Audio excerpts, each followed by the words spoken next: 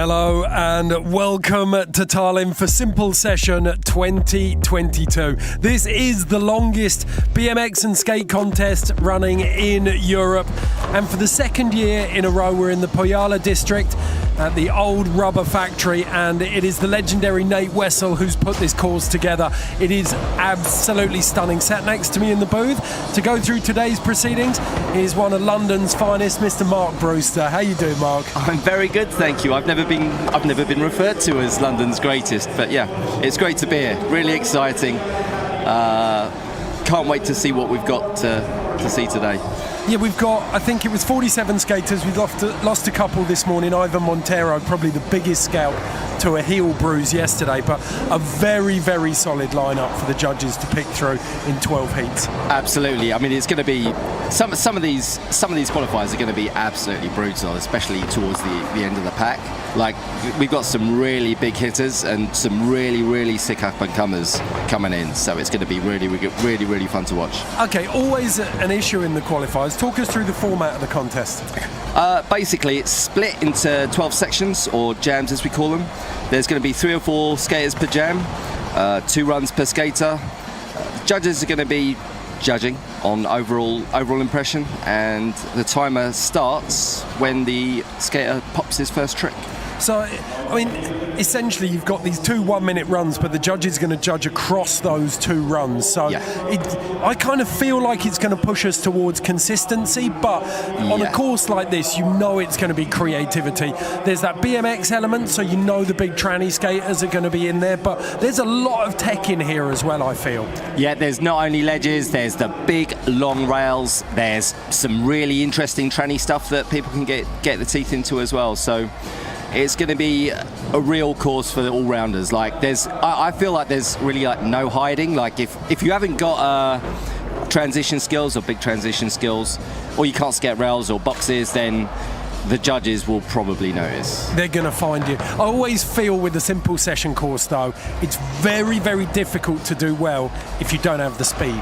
Like, these courses, if you're in dead space at all, it's amplified on these courses. You've got to attack with speed. Yeah. I mean, that, especially in the old Saku third hall. Here, it's maybe not as big of an issue, but it does help if you basically skate like you've been fired out of a cannon. Yeah. That always helps. We know that across the board. Just makes you go big and high, doesn't it? So, we got some great judges sat in the booth as well. This is the start list. We can pick out a few. So what's really important about Simple Session every single year is that Estonia historically has been a meeting point for East, West and Scandinavia in Europe, and it's the same in the Simple Session contest. It's a really good start for some of the Eastern European and Scandinavian skaters to get seen on the biggest stage that they have.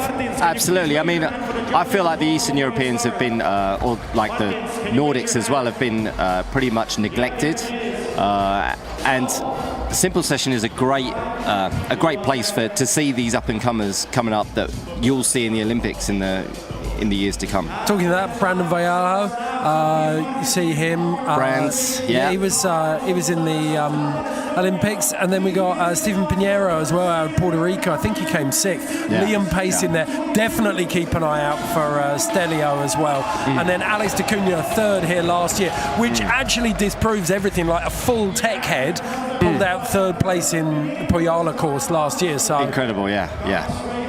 Definitely, like, it's so many good skaters, and that is the joy of this contest, isn't it? You get to see so many different types of skater. Absolutely. Big tranny skaters, tech heads, you got them all. Okay. So Martin write-ups. First skater in.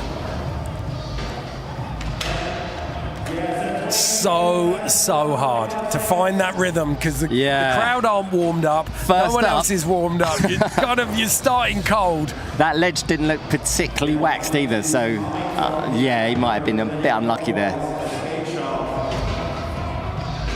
10 seconds left for Martins. He's going to put this one down to experience. It's all going to be about the second run. Yeah, it is so hard. To be first up and have to deliver is just so much pressure. So he's done really well. got a good list of judges as well that you've got to impress. The judging list is I've got to say, pretty intimidating. Dan Cates, Pat Duffy, Vesa Kola, Christian Prick and Rudolf Henselt. So next in, Jarkko Pesonen out of Finland. I didn't see him skating in the practice yesterday. Maybe he's one of the guys that turned up. Maybe he just turned up today and he's just like fresh on the course. He's got that nice early grab alley-oop. Little foot plant.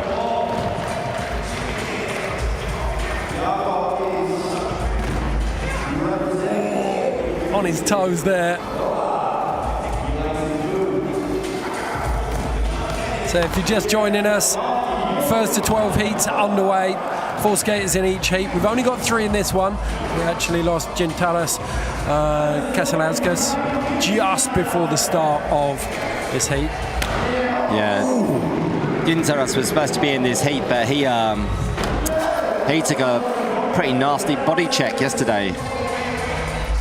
Hurt his shoulder, I think. Yeah, exactly the same as Ivan Montero, last year's winner. Heel bruise yesterday. Was pretty sure he was going to be able to skate, and then this morning. Yeah, saw him outside. He looked pretty confident yesterday, but sometimes it's just one of those things you got to wait till you wake up, see what it's like, feel it out, and if it's no good, then you just got to say no. On heel bruises, like they. So unlucky. Unlucky. With all the will in the world, those things don't rarely heal overnight. Nah. Daniel Moragas. He broke his middle finger yesterday trying to smith the kinked rail. Dutch street champion, 21. Really nice style. Yeah, and it was this rail just next to him there. Yeah. Let's see if he goes back at it. Finger was so bent out of shape. Like, he broke his finger on that yesterday, and he's cast it up, and he's back on it. So, he didn't hesitate, did he? Nah. I watched him, he went straight over to his dad, and his dad kind of grabbed his hand, and he went, no, I could see him going, no. His dad wanted to relocate it. Oh, I love that. A little bit of kind of over shifty on the back D. He's also the only skater I've seen this year with rails. He's got rails on his board. Really? Yeah. Gone old school. Added another 250 grams just for the hell of it. But I don't know, maybe he snaps his board, maybe he snaps a lot of boards or something, because he skates a lot of rails. Rails do help. Look at the consistency. Yeah, he's good. Oh, big smile as well. Love nice. Seeing that. Yeah, super nice kid when I talked to him as well, so. There's his dad. Look at that hand. Properly splinted up. Yeah. Fair play, Daniel.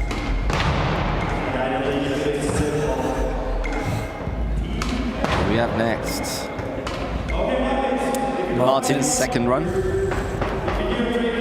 See if he can do improving himself in this run. Yeah, well, he's got a little bit of heat to play with, hasn't he? Yeah. There you go. It's always good if you land your first trick. Yeah, a little bit sketchy on it, but hopefully getting that out the way means it'll start to find his rhythm.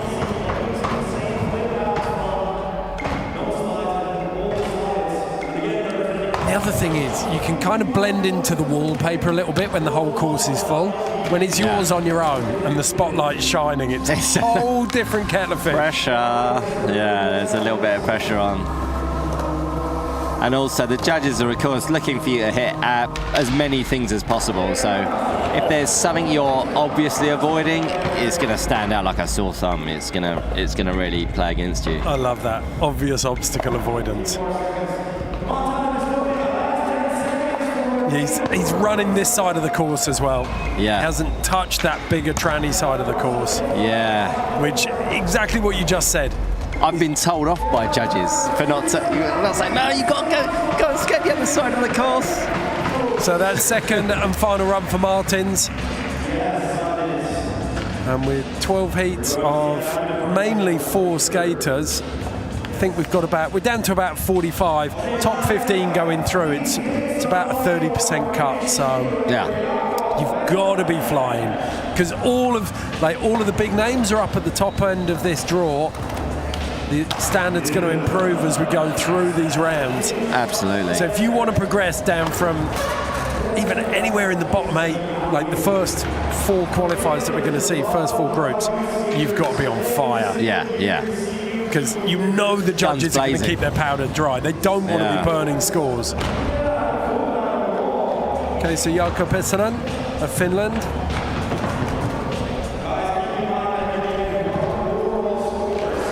Just getting busy. Jarkko's 25. See, Martin, who came before, is 21, so this guy's got a little bit more experience. That was nice, like an early grab, front side slob mute or something. Yeah, starting to light the crowd up. It's filling up in here. Last trick, it looks like. Hard flip. Come on, Jarkko. He's claiming it. I'd take it. Really solid run for the Finn there. We're going to get all the scores together at the end of each qualifier, so it's quite nice actually. Daniel Moragas out of the Netherlands. Really solid first run. Let's see if we can build on that. Yellow trousers. Strong look. Really strong. Oh, nice. Just clean. Go on, stick this, Smith. Oh! Yes. Perfect.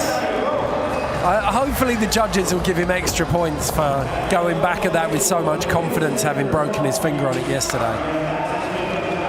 And the Monty. Yeah.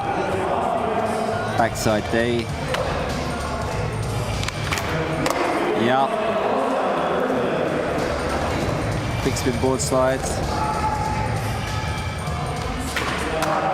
Backside lip. And he's made, we said it, didn't we? He's a little bit heavy on this side of the course, but he's made a bit of hay on the other side of the course. He's checked in, hasn't he? So he's ticked the boxes on the other side, so I think he'd be all right. I don't think you're going to see many people go all the way through that rail, and the judges will know that as well. Yeah. To be fair, Liam Pace does it all the way through going up. So Liam Pace is a different species, isn't it? Yeah, race pace. The speed he's going to attack this course with is something else. And I've got to say, on my scorecard at the moment, it's going to be about beating, like, if you're here to win, you've got to beat Liam Pace. Yeah, absolutely. So here's the replays. No offs anywhere.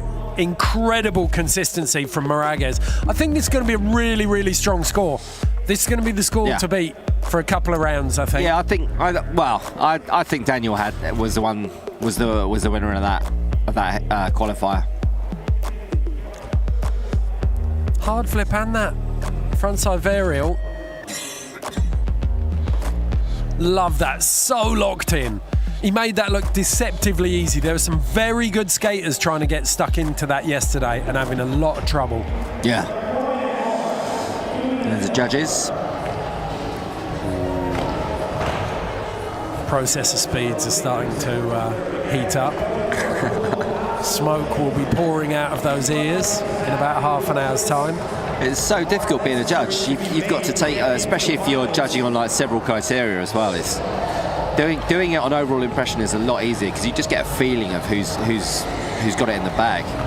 But when you've got a judge on start, oh, here we go. Yep. 72 for Moragas. I think that's a really clear sign. I reckon our cut-off is, if we see the skating we're expecting to see, I think the cut-off's going to be mid-70s. And that's where the judges will be looking for maybe a couple high 80s, early 90s, and then coming back down to maybe mid-70s. But that was a solid, from a kid who's just broken his finger and should have been very ginger, He's done very good.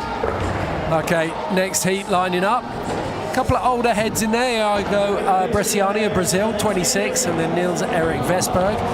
We got one of the young kids, Alan Raudsep, out of Latvia.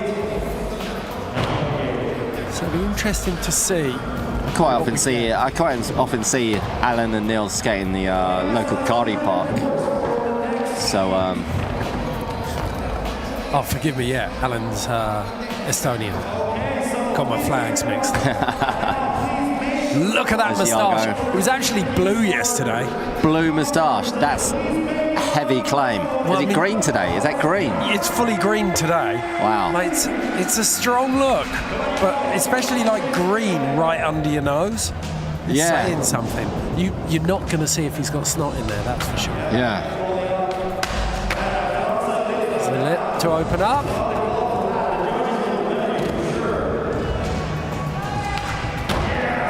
Nice. Kickflip in the note. Oh, his earpods have fallen out. Hate seeing that break up the flow, and you can see him kind of wincing as well. Yeah. Oh, front side ollie.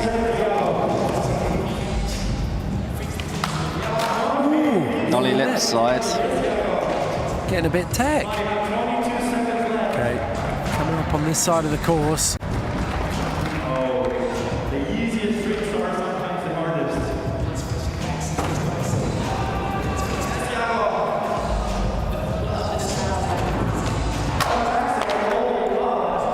Yeah, just slowing it down a little bit towards the end of the run there. It felt like he might have run out of tricks a little bit. I think he needed a little bit more energy just to keep it a little bit more consistent. Like his energy needed to be up for the whole run. He needs to draw on the power of that moustache. Yeah. It's a strong one. And another out step. From Estonia, big cheer from the home crowd. First Estonian up. And he's got a smile on his face. Nice Backside backsmith. Smith. Always good to get that first trick out of the way. Tray flip, little tray flip over the hip. It's funny, isn't it? When you see mortals skate this, as our last two skaters have been essentially, like really, really good regional standard skaters, you can see just how big and how fast this course is. Yeah. It flatters to deceive a lot of people. Yeah. I've never go on it yet. I think I need to bring my board tomorrow and have a little razz on it. Well, I was watching and I watched Diego Fiorese doing some 50-50s down one block, and I was like, oh yeah, it looks really skatable. Yeah, I could do that. I stood up next to it and it was mid-thigh height. I was like, no, not happening. No. It's very difficult. I've got nothing here. I remember skating Saku Surhill with Tony Hawk once, and for about 4 minutes I could hang with him, and then he just busted out a back D on the highest vert wall in there, and I was like, I'm going home. That humbled you. As Alan's finished his run, I think Nils is next up. Nils is cool, man. I always see him in, he works at the burger joint in Balti Arm, which is my local kind of shopping place, and I see him in there all the time. Good burgers? Amazing, the burgers. I shouldn't be promoting them but we got the VLND burgers. VLND burgers are the best burgers in the whole of Estonia. I tell you what, I've got, if I was Pat or Kate's or any of the judges, I'd have 10 points on that scorecard just for the shirt at this stage. See that? Go on the nose blunt front side nose blunt slide. Niels is one of these guys that I follow him on Insta, and he just looks like he's just messing around, and he just does the maddest tech tricks, but he's just messing around. So kind of expected to see some of that. Yes, foot plant fakie. It's lovely, and you can see the speed that he's carrying around the course. The fact that he just flicked in and out of that little bird bath on the driveway. Yeah. Cheeky little nose manual. Little tray flip fakie. That was a really, really solid run. That's a nice run. Fall at the end there, but I mean, didn't quite have the tech maybe of Daniel Moragas, who's leading at the moment with the 72, but very, very strong platform to build on for his second run. He looked really comfortable, so yeah, definitely a good start. So back in with Iago. Benihana! The forbidden trick. The forbidden trick. Chuck a finger flip in there, mate. There's another nollie. Oh, and he's come off the nollie lip slide.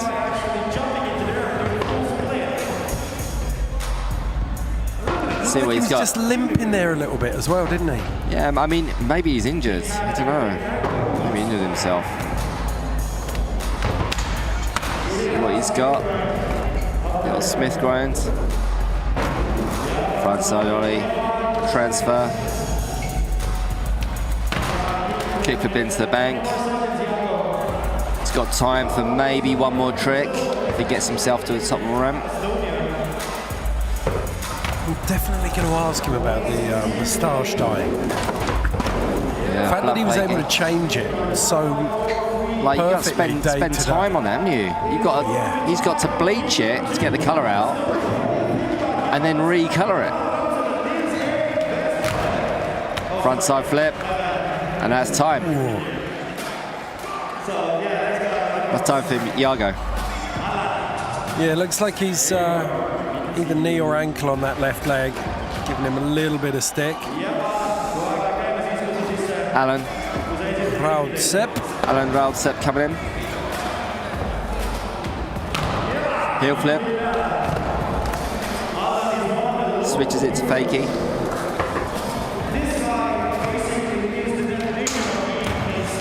Is that a 50 or a feeble? Couldn't see It's a 50.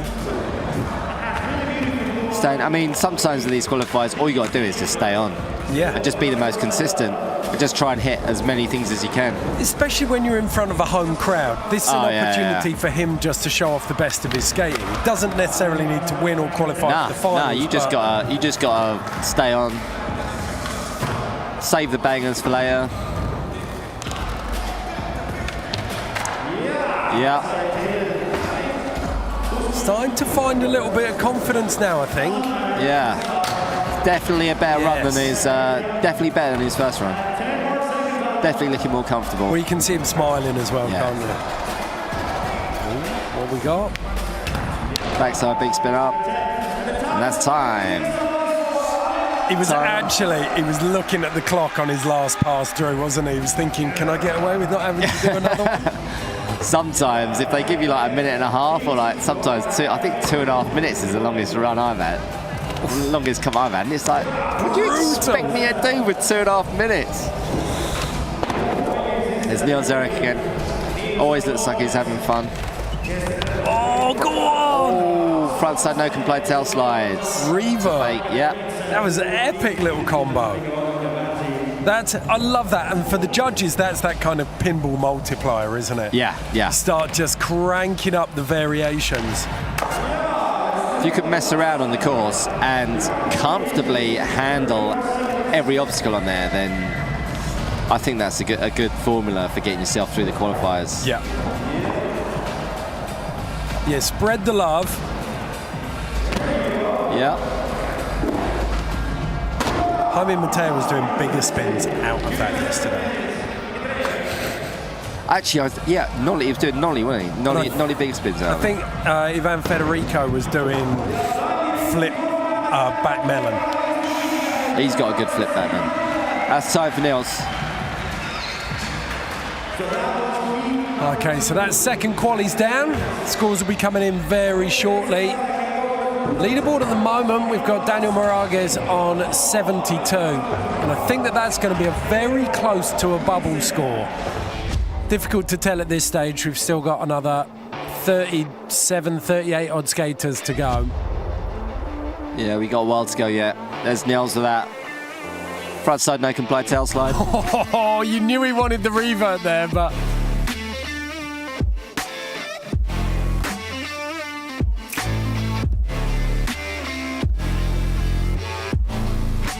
Iago with that Smith to kind of feeble transfer, wasn't it, as he came off on the other side? Is that nose plunge slide? Really nice. He's got them totally nailed, hasn't he? Yeah, that first run score for Nils could be big.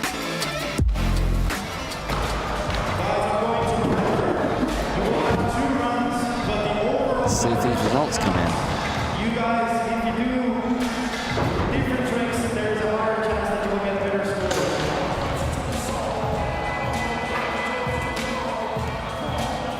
You're right. Nils Erik's done okay. So that's standings at the moment. Daniel Moragas still in first on that 72. Jaakko Pessanen on 54.66. And then we've got Alan Raudsep moved in on a 46.33, and Nils-Erik Vestberg in third place there on a 52.66. I can't see anything under 70 making that top 15. Yeah. Got a lot of quality coming in. And Ralf Rasmus Rahl, the one that I'm going to keep an eye on here. Very, very impressive skater. He turned up in the practice yesterday, spotted Pat Duffy, ran straight over to him, showed Pat Duffy a selfie he took with him when he was 9 years old. How old is he now? 17. And then instantly took another one with Pat Duffy. It's got some really eclectic lines around here as well. We've got Rokas Ignatius as well, Pekka Paloma and Eero Tiriseva. So really, really solid lineup of skaters here. From Lithuania, Finland, Estonia, Ralf Rasmus Rahl. One of the big hopes for the Estonians, do you think? I don't know. Like I haven't seen him skate too much. Like even though I live here, I don't think he's from Tallinn way. So I think he must be from down south. Right. He's definitely got. Having watched him through practice, he's one of the skaters who's going to tick every box of the course. Yeah. For me, he got busy in every element that I could see, and his name's a triple alliteration as well. Right. How's your R rolling? Must be pretty good because you live here. It's getting a lot better. Yeah. Ralf Rasmus Rahl. Yeah. Rahl. Get a hold of that one. Yeah. So Rokas Ignatius in Lithuania. See what he's got. Big fan of the navy blue pants with the red stripe. It's a bit Han Solo, Empire Strikes Back, isn't it? Ooh, just getting hung up. No one's touched that big, long canyon roll yet. There were a couple of people sniffing around it in practice. There were, yeah. We saw some things go down yesterday. So. How long do you reckon it is? 12 meters? 14 meters? It's long. Massive. It's really long. I first saw it and I thought, no one's going to touch that. No one's going to do that. And then I was proved wrong about 15 minutes later. Go on. Up the whoop the woo. So, taking an leaf out of Nils Vestberg's book. With that bird bath. Saw a little grimace there. He's really not happy with this run. It hasn't come together the way he wanted. Yeah, I think he's got to leave it to his second run now, hasn't he? Oh, lovely frontside 360 boneless. That's time for Rokas.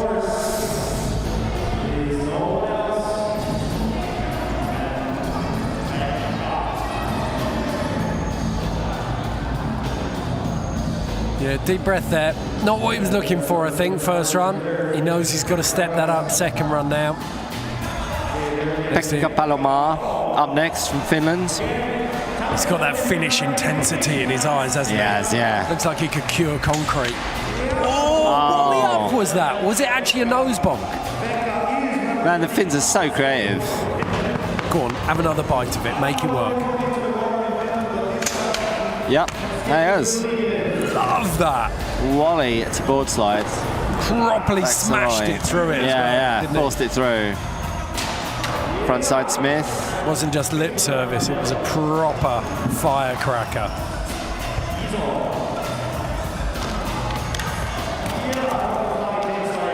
Looking for that no-complied tail reaver. Just getting the board caught under his feet here, isn't it? A couple of tricks have looked like that.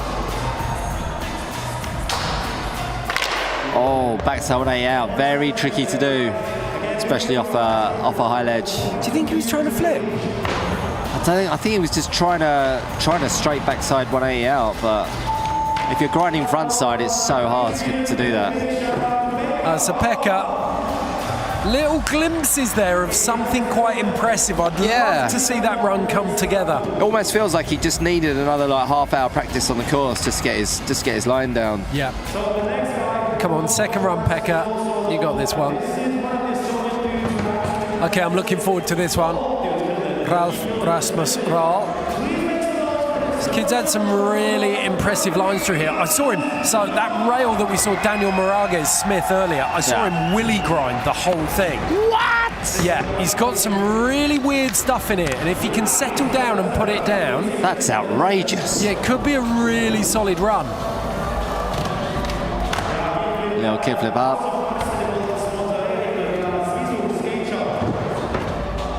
A steady start, finding his groove. Still hasn't come off, so that's good.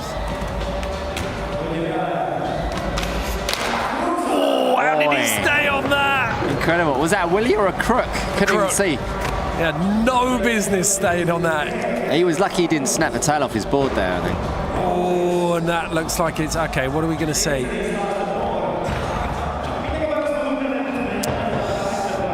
18 seconds left. You definitely need to cover as many obstacles. Oh, yeah, he was going to go for that willy grind. Why not? Like, it's total creativity. Yeah. That's what the judges want to see. They're going to see a million crooks and blunt slides and 50s. No one's... Stick a willy through a king. Yeah. Go on, make it. Oh, so unlucky. I saw him do it 3 times yesterday as well. He was on lock. But as so often we say, Mark, simple session, your stamina to get through the parties is just as important as your skating. This is a festival as much as it is a skate and BMX contest. Absolutely. And for a lot of the skaters, just being on point 3 days in a row and getting the cheers from Ero to the save up. Has he got a beer? Is that a beer? He's got a beer.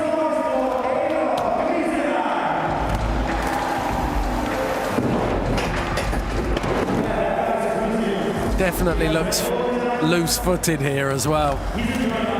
Very fluid. Nice, Smith. I think he's holding the beer because he's actually sponsored by Hiva Beer. Is so it? Yeah, I think that's why. He's not like a raging alcoholic that can't skate without not having a beer in his hand. I'll wait for it. He's going to crack it. Is he going to slam the lot? Yes. That just looked like, I reckon that was 3 fingers off the top of the can. Well, that's one way to end your run, isn't it? Just like slamming a beer. Yeah, Liam Pace giving him the fist of enough respect. I think those two will be taking it pretty seriously. Those two will be like, fist bumps. You're not in the comp anymore. Okay, back up to the top, Rokas Ignotus.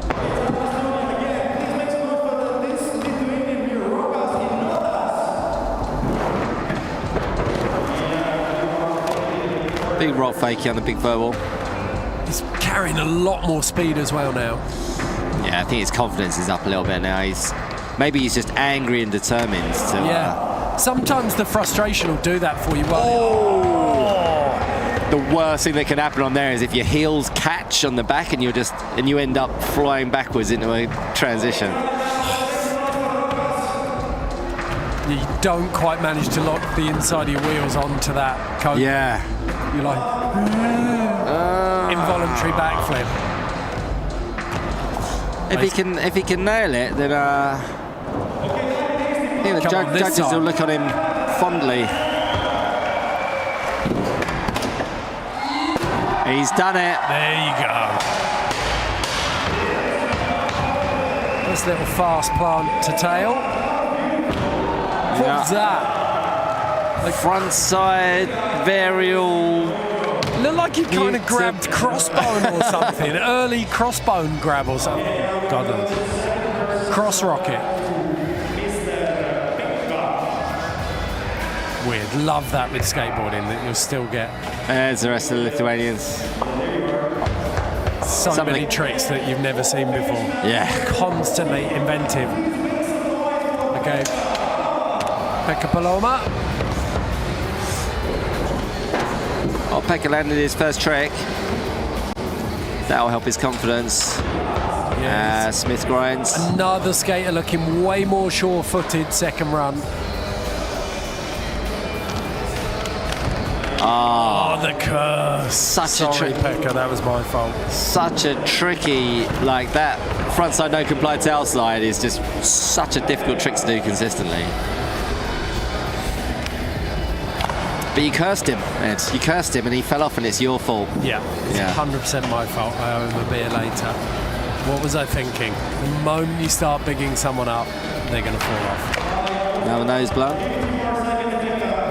10 seconds left. He's probably got enough time for one more trick.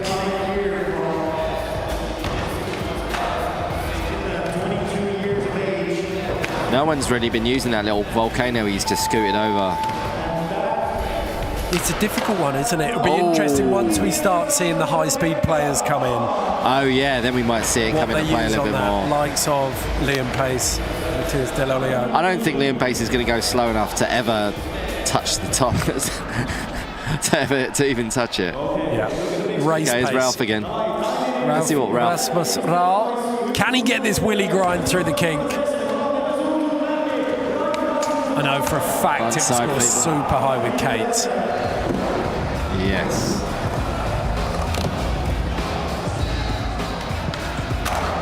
Front boards. Where that's one of his stocks. Like you would have expected him just to flow through that. Oh, he's come off. He needs to attack that rail now if he wants enough time to be able to finish his run. Yeah. With any hope. If he wants to do anything to impress the judges, and he knows it, he heard you. If he can save it and he can get this willy grind, then oh, I thought he'd stick with a 50. Toned he's maybe got one more shot at it. Go on, go and get it. Go on, Ralph. Go on, Ralph.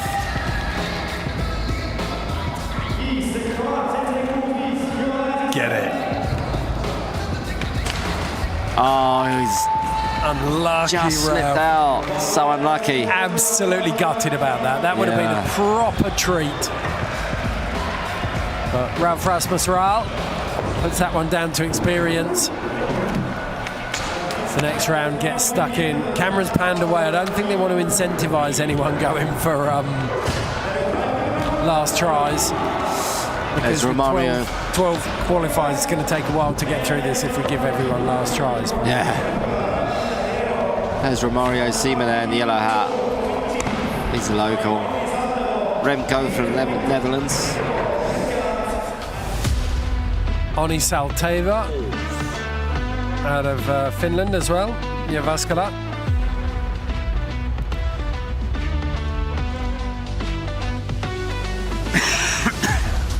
Yeah, I think it'd be interesting to see a lot of glimpses of really solid tricks in here, but the runs themselves were lacking. You just didn't have that consistency. We've seen Daniel Moragas illustrated perfectly what the judges are looking for, that consistency, like no falls, using the whole course, getting tech, just staying fast. Use everything, stay on, keep it simple, maybe have one trick down a rail or something that's a little bit naughty, but all you got to do is stay on, use everything you can. Well, we saw it. Rokas had his frontside 50 stall up on top. Like that was a big one. Pekka had his blunt slides. Ralph had his willy grind. Like there was some good stuff in there, but they couldn't link them all together.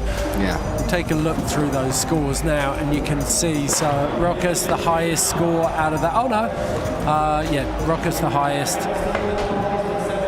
Pekka Paloma down there, and Eero Teliseva as well. So. He only got 16 for smashing that beer. Yeah, he did well.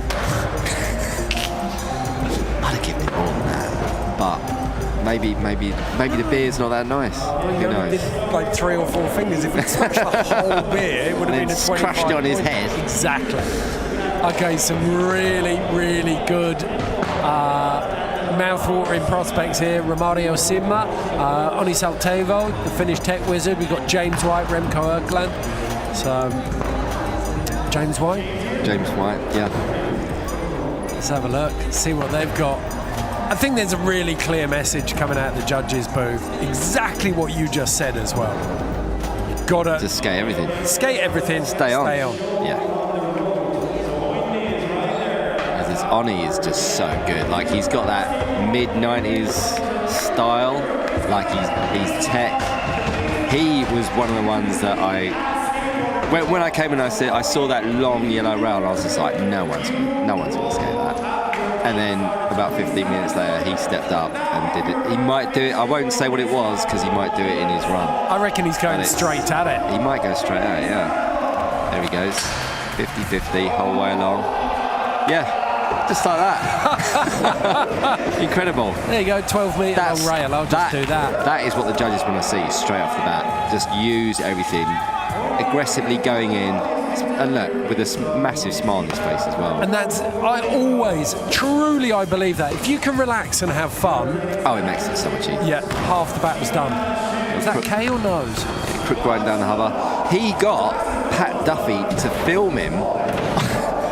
Doing like he started off with a nose blunt line, like he was just randomly filming this time. Actually, I don't know if switch front board he down. Yeah, like Pat Duffy was filming him yesterday on the course. I was just like, Jesus, get Pat Duffy to film you.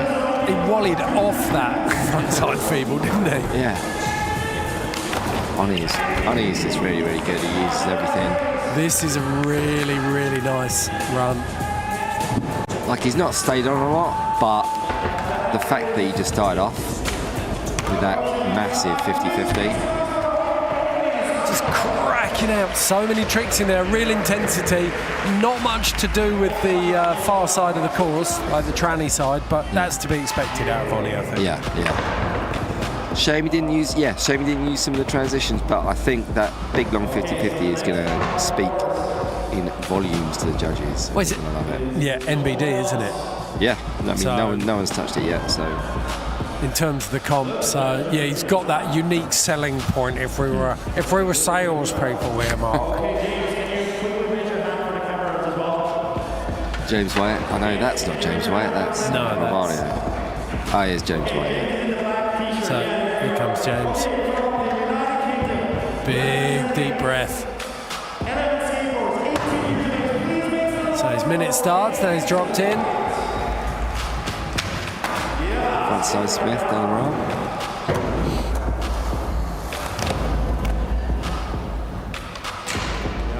Oh, he just got tangled up in the back lip.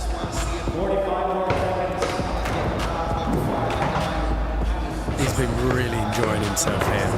I've seen him a couple of times around the hotel down at Freedom Square. He's got a big smile on his face. Oh, good. Nose blunt transfer. Oh, did he transfer out? Oh, he went from... frontside roller, didn't he? I think. That's that same transfer, or front blunt transfer, rather. Maybe got enough time for one last trick. Maybe two, depending on what he's trying to make. Big spin front board. Might not be able to squeeze anything else in. Unless it's something right now.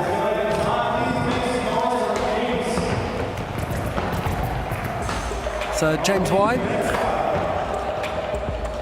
needs to find a bit of consistency, and if you can lip read there, you can tell how happy he was with that run. Yeah, he wasn't thrilled, was he? But he's got another run, so maybe he'll do better next time. Yep. I didn't actually see him skating the practice yesterday, but maybe he only just turned up today. Maybe he's only practiced today. Here's Remco. He was skating yesterday, super consistent. Front to back D. Combo, front Phoebes and a front Smith. He's got some lovely classics in there already, hasn't he? This could be the recipe that you were talking about. Ooh, somehow managed to clatter through that. Yesterday he was doing that, but to manual, and then manually in the rest of the box, and he was doing it every single time. Big spin front board to fakie. Really flowing through this. I mean, that's the kind of quick footedness you want to see. Just like his tray flip up the box was just like super flowy. He's just flying around, hitting everything. Very similar level of consistency, tricks, and use, of course, to Daniel Moragas. Yeah. I think he's done a very good job of putting himself in the running there. Yep. He's already high. On my scorecard, that's high 60s, early 70s. I would say he's top 3. I would say he's definitely made it to the top 3 because he just hit everything. Well, we've got that whopping great gap at the moment, haven't we, between Daniel Moragas on a 72 and Jarkko Pessin on a 54.66. Yeah. For me, he's going to slide into second. Here's Romario. Nice. Lazy backlip. See him quite often skating around Tallinn.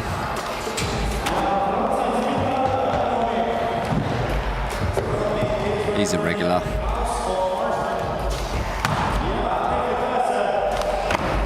Surprisingly tech as well at times. Not shy of a flip or a flip grab as well. Saw him hitting that Doritos volcano.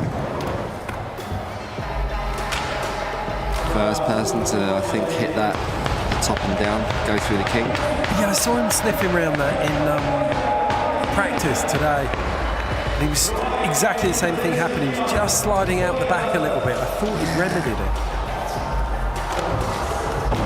Oh, oof. Big lad as well. You know that transition was shaky once he'd hit that. Is the ramp all right? Yeah, he would have taken the ramp out. That's time. Shame. I think I get the feeling he's just going to totally put it together for his second run. Yeah, grease that one. Yeah. It looks like it didn't bother him too much, and that's the attitude you got to take. You just got, as long as you do better than what you did before, then you're good. There's Oni, always smiling. So if you're just joining us, this is Simple Session 22 Skate Qualifiers. It's the 4th of 12 four-person heats. Oni Saltevo, Finnish tech wizard, in the mix. Decided to come out early. Oh, fakey. Yeah, fakey 5-0. That, oof, lovely, beautiful, classic tech trick. Frontside feeble.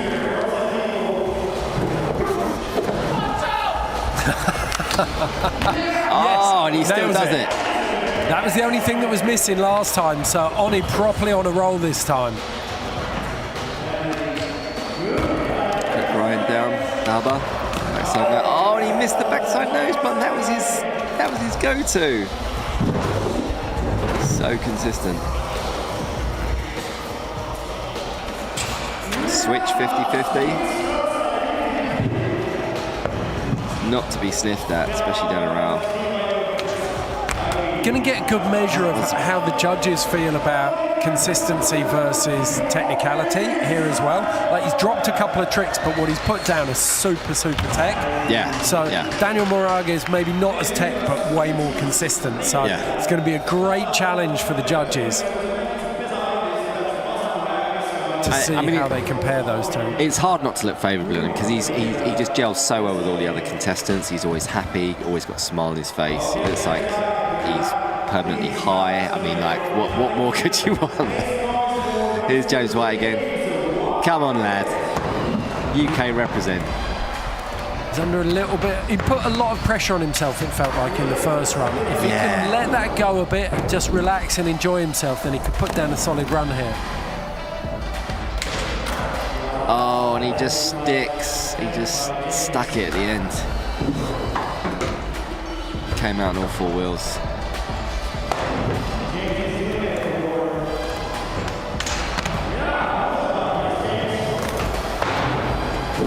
Just get the feeling this course is a little bit too big for him. Like, he looks comfy on the smaller rails, but he really needs to step up and hit some of the bigger transitions.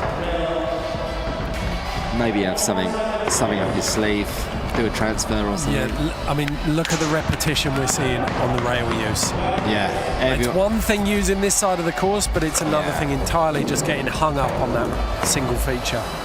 Yeah, you can really kind of do yourself in if you get it into your head that you want to do this trick on that obstacle and it's not that great, then you can really mess up your run, and the judges will just be like... All a learning experience, though, for James White. Absolutely. Mario giving him nuts. Okay, next in, Remco Okeland out of the Netherlands. Had a very strong first run. Great hair as well. I mean, let's admit it. Great hair. I mean, He looked very at home at a private school in the UK. Oh yeah, I thought he was English actually when I first saw him. So thick and lustrous. Yeah, beautiful chestnut locks. What's he got for this? Oh, like tray flip boardy. Yesterday, as I said, he was doing tray flip boardy and manual roll every single time. Bit of a Tony Hawk, Tony Hawk Pro Skater trick, but it was the fact that he was just doing it every time effortlessly was like. Flip front board. Nice flip front board there. Oh, and there's an intensity as well. He's cracking out the tricks. Yeah, it's just everything that comes in his path. He's just doing something on. That tail might hit the hubba now. He's going to hit the hubba of the rail. It's a little bit of the rail, isn't it? Feeble. And he's just surfed his way out of that. That was a nice run. Hit everything. Yep, he's half hit. the time, so that's not counted. He's ticked every box. If he'd added that in, that little Red Bull like whale tail gap to quarter, not many people sniffing around that so far. He's one of the few we've seen on it. I think of two, like we're 16 skaters in now, we've only seen 2 people on it. Judges are going to start rewarding that. Yeah. Here's Romario. Yes. Back lip on the rail. What's he got here? Front side feeble. Nice. Come on, Romario, mate. Use the whole course. Yep. Oh, shame. He's one of those classic skaters, like big boy, but he's got such a light touch on him, hasn't he? I almost feel like he wasted that trick on that little box. He could have done that on any of the big. He could have done that on one of the bigger rails and probably done better, because when you're skating, you try and skate something that's too small, and it's too small, and you can't do it because the obstacle's too small. That's what it looked like there. He drove into it really hard, didn't he? Yeah. Just take a look up behind Romario there. Very carefully, you can see. Lovely. There's 2 little ledges on that black vert wall behind that Red Bull feature. Very, very subtle, but try and point them out when we see them again. It's a little Nate Wesselism on the course that makes skating them pretty difficult. We'll call you. There's Oni. It's 50-50, coast to coast. Yeah, that first run score for Oni is going to be big, isn't it? Yeah, I reckon Oni would have smashed. Well, Oni and Remco for me were the 2 guys that really delivered. I think actually, like technically, probably what the judges are looking for, Remco had. But I prefer Oni's take and his. Well, this is it, isn't it? It's such trick choice. Judging is an art. It's not a science. Hard. When you've got so many different styles of skater, you can apply all the criteria that you want. Like, I've got an amazing list of criteria here for the judges. They've got flow, style, creativity, use of course, amplitude, height, number of tricks shown in the run, originality, difficulty of tricks, MBDs, consistency, variety of tricks, control of tricks, skateboard control, landings, executions, crashes, foot downs, perfect run.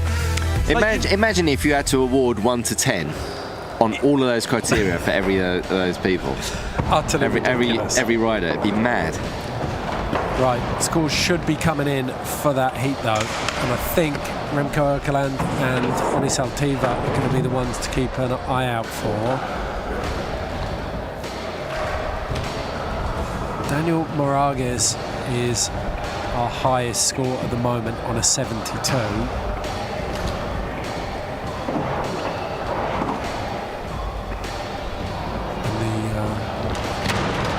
I think Romario might have done alright as well.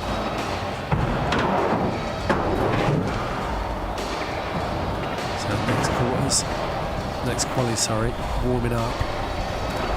Toa Sasaki, the Japanese kid, is in there. This kid. Oh, that kid is savage. Yep.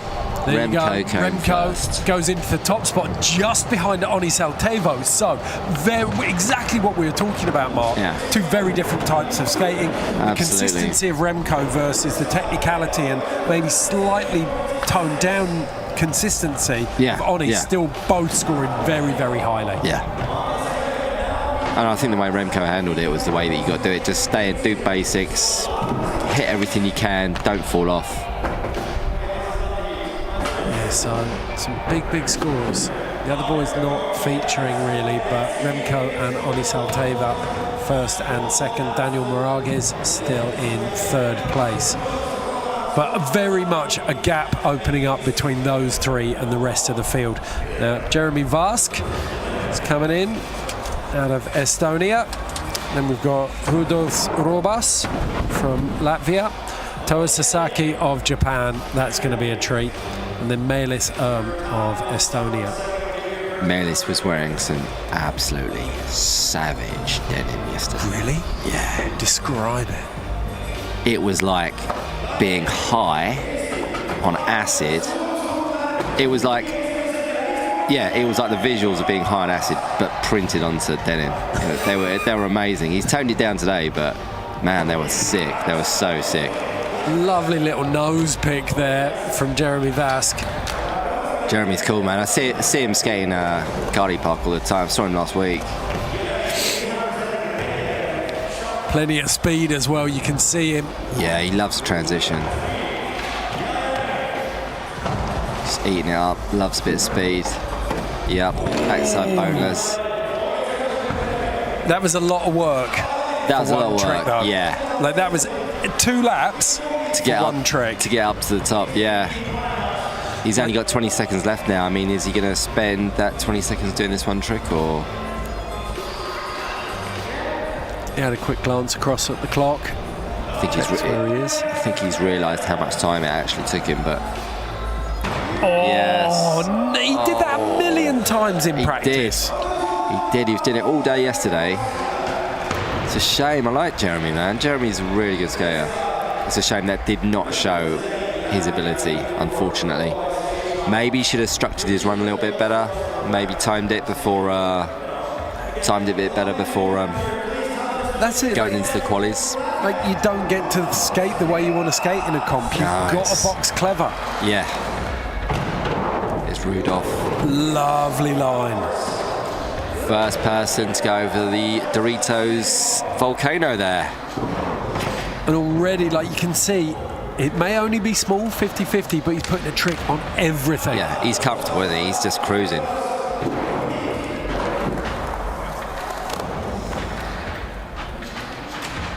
Frontside Smith.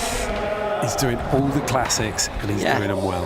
Just do the classics, do them well, do them big if you can. Just stay on. He's covered a lot of ground on this course as well. Absolutely, yeah. That's his first fall. Well, he didn't fall, he just didn't make it. And he's got 20 seconds left. Like, it goes to show, like, if you structure your run well and you're smart about it, you can really, you can stuff a load of tricks in and leave something that needs a bit more time towards the end of your run. Yep, 360 flip, little nose wheelie at the end. Good all round, great start. I think he can. I think he'll just be able to build on that for his second run, because he's got all those tricks that he did. He was doing every single time in the practice. That's 70s for me, easy. On the evidence of what we saw from Oni, Daniel, and Remco. Yeah. Next in, Toa Sasaki. This kid is the real deal. On fire. This kid is sensational. First person we've seen Ollie over that little bird bath.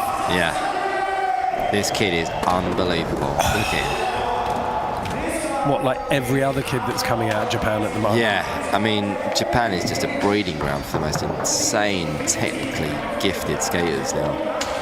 Look at the trick count as well. He's smashing absolutely everything. He's not going past. It's exhausting watching him. Yeah. Look at that. What? Everyone else, you've seen him scraping for speed there. Yeah. And he just floated in, back 3 down. Yeah, he was in the Vero Street Jam. Absolutely killed it. Hard flip over the gap. Just so relaxed, so effortless. 50-50 transfer. He's skated literally every single thing in the course. Scored a beat. No two ways about it. Toa Sasaki making his presence felt here at Simple Session for the first time. The 15-year-old out of Mie in Japan. Absolutely insane. That's level of consistency. That is the level, isn't it? I mean, that's it. Like, how many flip-ins to stuff did we see? Ridiculous. Meelis Erm. Oh, you say it so much. Meelis Erm. I think, well, I hope none of the Estonians are going to kill me for this, but I think that's how you say his name. Meelis Erm. Yeah. Sounds awesome to me. He's really good. Lovely. Simple Session, veteran. Love that little early grab and then roll up onto that backside 5-0. That's what you got to do, man. Just surf around, hit everything. Don't try to be clever. Just, if you want to try and be a big boy, then you can save that for the finals. Just get yourself through the qualifiers.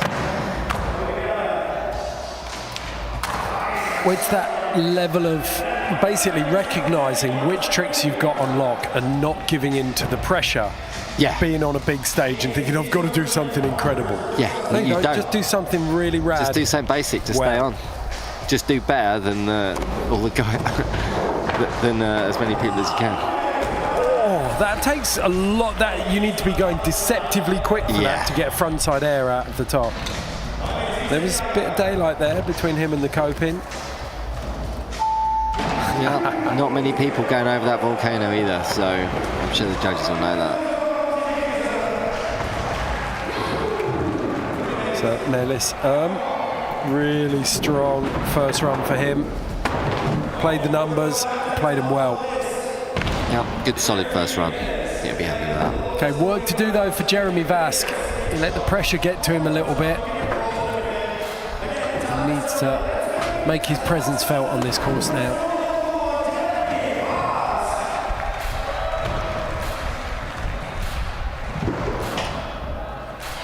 Yep, little nose pick in. Love that, come on. So we saw a lot of time wasted here.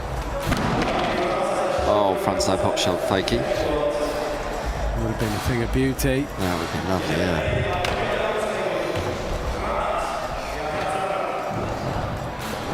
What's going to be interesting, Jeremy will watch this back and then he'll realise how much he hates English commentators.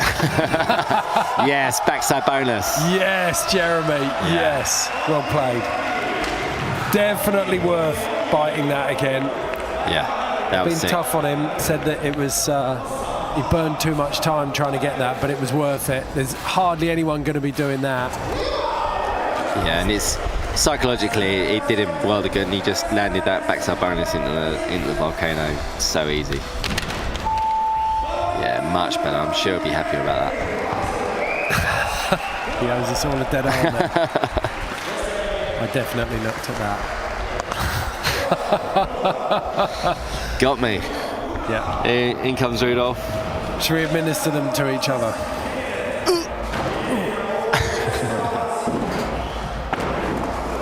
Frontside floater. Rudolph's always smiling as well. Love that. Who was it you used to do frontside ollie Fridays? It was some Insta account. Fridays? It was just beautiful frontside ollies on Fridays. Oh, I love a good frontside ollie. Well, it's that front foot control where you kind of lay the knee out in front of the board, the front foot rolls over. Yeah, the back foot just comes onto its side a little bit, bones it down. Lovely. Rick McCrae. He was a banger. Got lost in a world of frontside ollie nostalgia. Sorry, Ruben. Alan Peterson, OG. He's got an amazing frontside ollie. Can't really have a discussion about frontside ollie without Grayson Fletcher, can you? Oh yeah. Not to everyone's tastes, but I love it purely because you can see his dad's. Because you know his dad pretty much invented aerial surfing, and his dad's DNA of how he does a frontside air on a surfboard is exactly how Grayson does a frontside. Is it? I've never seen his dad do him, but is it exactly it's like that Ollie North Star where he just whacks his front leg through it. It's so insane, that kind of crabby but really good, powerful style. It's called Fletcher Going DNA. Mach 10. going Mach 10 as well. Exactly. That's all they do. Okay, so Rudolph's opened up with a great frontside ollie. Not sure what else he did, but We weren't paying attention. We're really sorry. Bad Sasaki. commentators. This kid is a skateboarding savant. So he started off. I wonder if he's going to do the same tricks or if he's going to mix it up, because so far he's done exactly the same as what he did in his first. No, he came off, but I think he's already done enough damage with his first qualifying run. Yeah. How fast is he going? And So it doesn't look like he is. This one's it's a free shot, isn't it? He can do anything. He could just sit down and have a beer. It wouldn't matter. He'd still get 16 points, as we said. Yeah. Yeah, look at that back three, beautiful. The pop he got into that allowed the board to come right up to his chest. Sucks his legs up. Mate. Unreal. That's a 180 hard flip. Yep. Just another day at the office. Checking the time. He's got enough time to hit the rail. Gone all the way through. He got off a little bit early on this last time. Maybe just wants to do that so he can come through to this section of the course. Flip front board. What's really impressive He's with an that animal. is that he had that really, like, he dropped kind of the first third. Yeah. It didn't bother him. Just found his mojo again. Yeah. He was able to re-tap into that. Confidence. Very, very impressive. Melisel. Really enjoying saying his name. Yeah. It's a great name.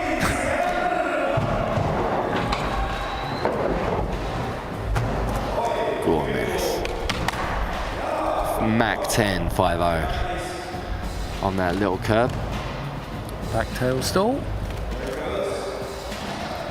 He's gone very gentle on the denim today. Yeah, the trousers are a lot more toned down today, but maybe he gets his power from his trousers. Maybe, I don't know.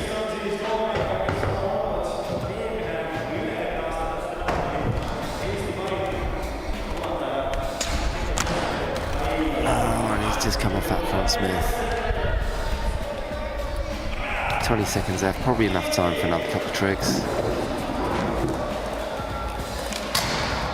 Yes, 50-50 up the box. I don't think we've seen that yet. Maybe squeeze one more in if he's quick.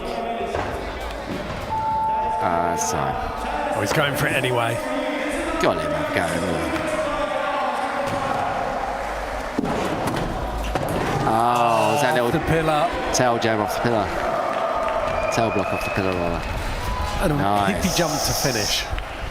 Who doesn't? That was love a good. hippie jump? I hope the judges count that. I hope the judges count that because his first run maybe wasn't as good as he had hoped.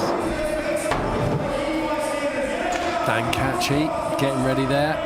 It's from Mario Nils. It's Jeremy, his little nose picking. Rudolph, frontside floater. His first run, Rudolph's first run was really strong. Yeah. I felt. Yeah. Can be interesting to see where him and Toa end up here. I think Toa's got to be high 70s. I actually think it's 80s. Yeah. Unless I mean, that's the judges are being really stingy, that's a high 80s. That's the an 80s. standard, isn't it, really? Yeah. I mean, was he an Olympic athlete? Was he in the Olympics? No, he was too young, I think. And they had Jeez. so much depth. But I mean, they cleaned up everything as it was. I think they took something like 7 medals out of a potential 12. Jesus. Savage. It was unbelievable showing. Out of nowhere, like almost out of nowhere as well, wasn't it? Like, women's street was gold, silver and bronze, wasn't it? And then Yep. Yuto took gold, I think. Yeah. Can't remember, it was bronze and silver in street. But Kieran Woolley was first. They definitely took gold and silver in women's park. Yeah. Like crazy good. And Incredible. they're all so young as well. Yeah. Incredible. Like Aori Nishimura, I think at 19 is one of the elder stateswomen of Japanese street skating. My God, 19. You like I remember when I was young, when I started skating, like if you were like over 16 and you were a skateboarder, that was really old. If you were 16, you were past it. And now it's just like 16's really young. and even 25, 30 is really young, and you're still good till you're 40 these days. Well, I remember doing Munich Mash with Nora Vasconcelos, and she said, I think she was 23, and she's like looking at the standard of women, she was like, I'm pretty much done.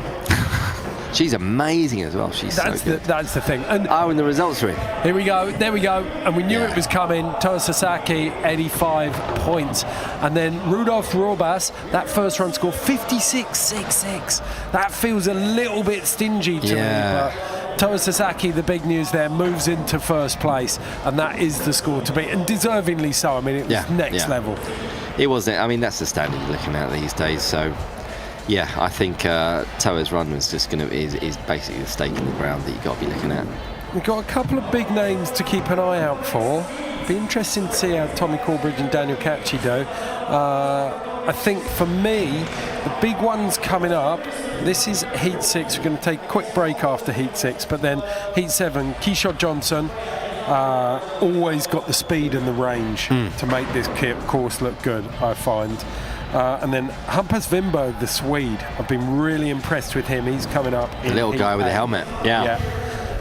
Brandon Vallejo and Diego Fioresi, Matthias Dell'Olio in 9. That is a big hitter. Matthias is the guy to look out for in that heat. Yeah, he's an absolute animal. Stephen Pinero and Jaime Mateo, though, in Heat 10.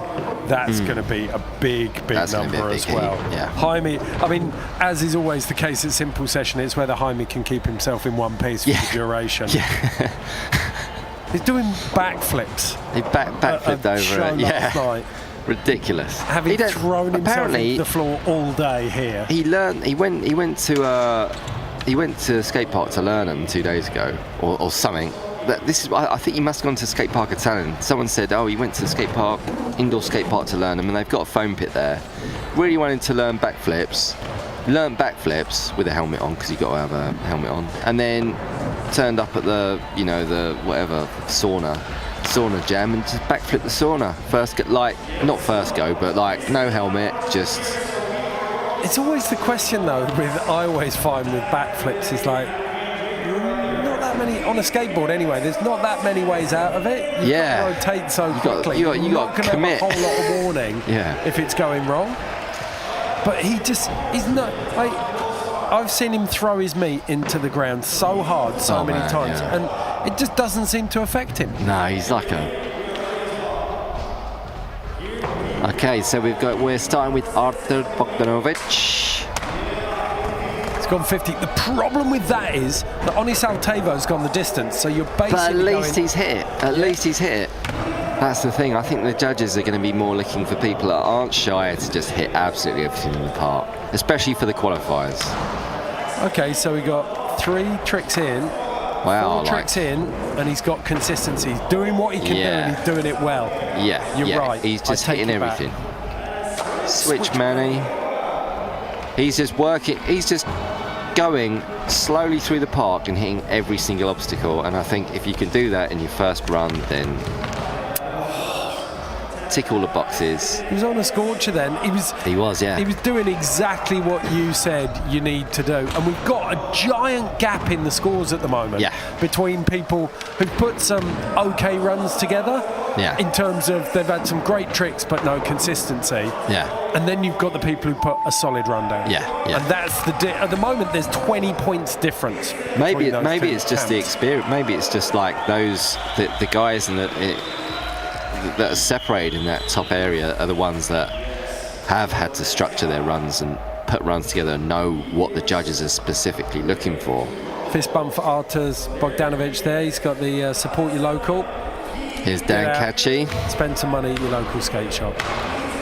I watched Daniel skating yesterday, just getting his head round this course, and he looked really good. On the stuff he's enjoying, he's really solid. Definitely running out of space for tattoos, isn't he? Yeah. Yes. Proper nose bone. Going over that Doritos volcano. No one's really hitting it. I mean, people are flying over it, but then no one's really doing anything mad over it. I was just about to say he's got to get somewhere else. Lovely nose, Manny. Over the driveway.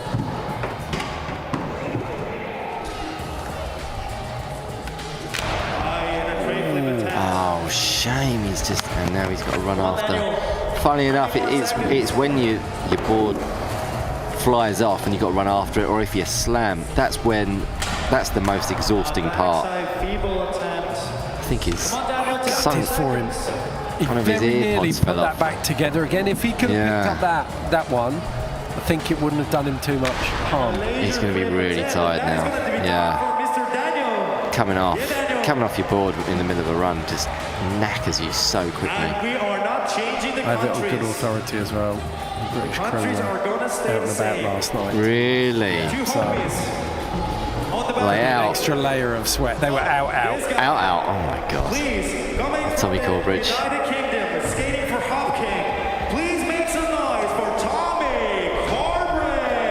Oh, look at the intent. Tommy was here for Simple Session last year as well. Just belled that. Is that Smith or Feeble?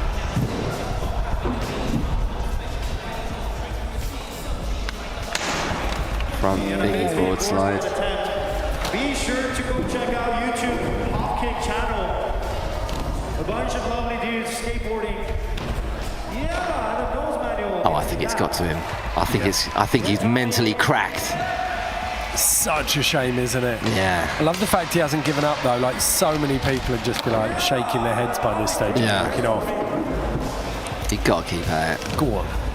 Well, it's kind of getting you in the zone for the second one. Absolutely, Even if you're scratching this one. Just to keep a little bit of confidence, if you can land 3 or 4 tricks, then you know you got it, and you just got to make sure you land your first trick on your second run. And a lot of the time that'll just get you through. Is going to be time. Let's make some noise for Mr. Tommy Corbridge.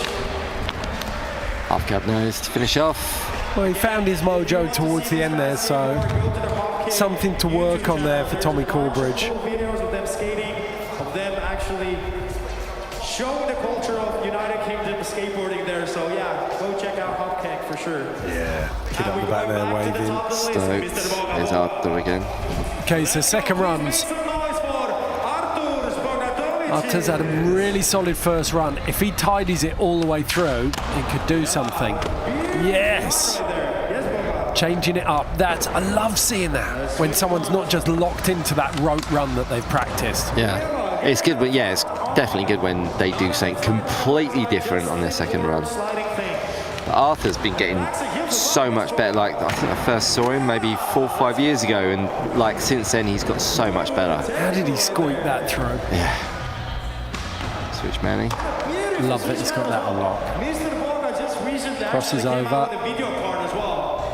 That little ollie up chink, hasn't he? Again, just making sure whatever he hits, he That's does a where trick he dropped it last time. Yeah. So we're breaking fresh ground now. Half 10 cab seconds heel. to stay on.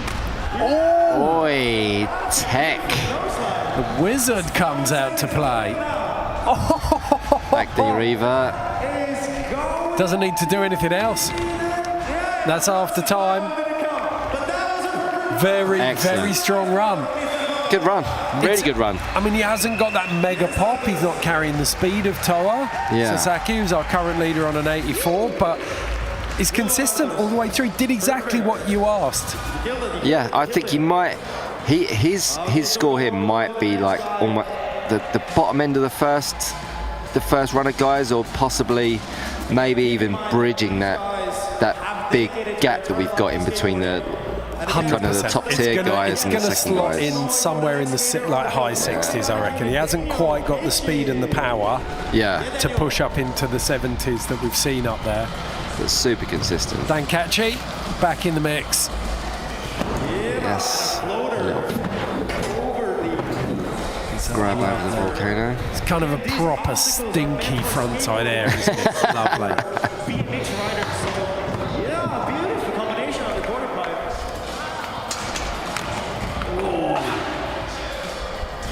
So yeah, this course is built for skating and also for BMX. So usually these skaters are actually skating in the streets, but right now they have to actually be able to skate both transition and also the rails. So this is a hard contest for these guys. What's he got here? Oh, he fell on the crook grind. It's so annoying when that He happens. hung up and then he drove through it, and you're thinking, oh, you're going to make it now. Now you've put your weight behind it.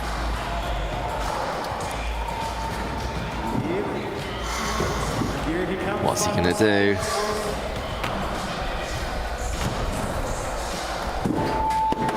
Oh, he was going to try another 50-50 yank in on the top of that vert wall. Shame. Shame he couldn't put it together. So Dan Catchy, Same situation. glimpses of a really, well, we could see what he could do.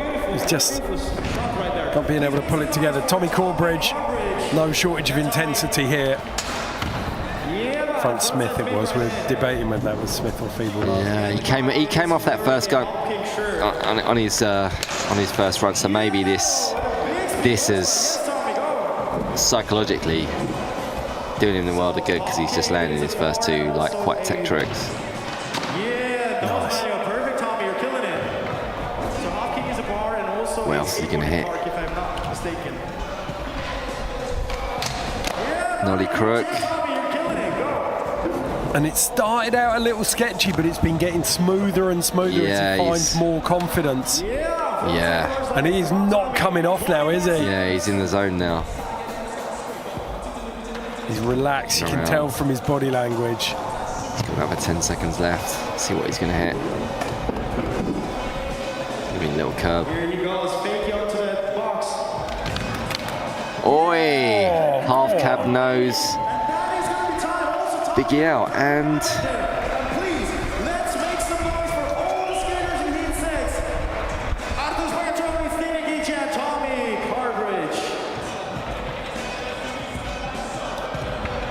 Yeah, Tommy. So apologies for a moment. We've unfortunately lost our signal in the commentary box. Since we get anything back. We're going to have 10 minutes of warm-up, so everyone can skate who hasn't skated yet. 10 minutes, you can skate. If you haven't skated yet... So that's the end of Heat 6, which means that we've now got a 8-minute break. And then when we come back, we'll run through the second of our 6. Back in the game, we've got some replays. There we go, Tommy Corbridge and Artus Bogdanovich. Dan Catchy with that lovely nose bone.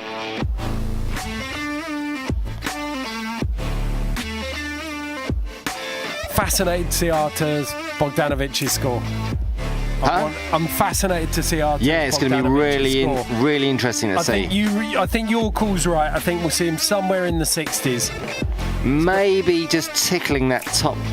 The Incredible top use guys. of course. Yeah.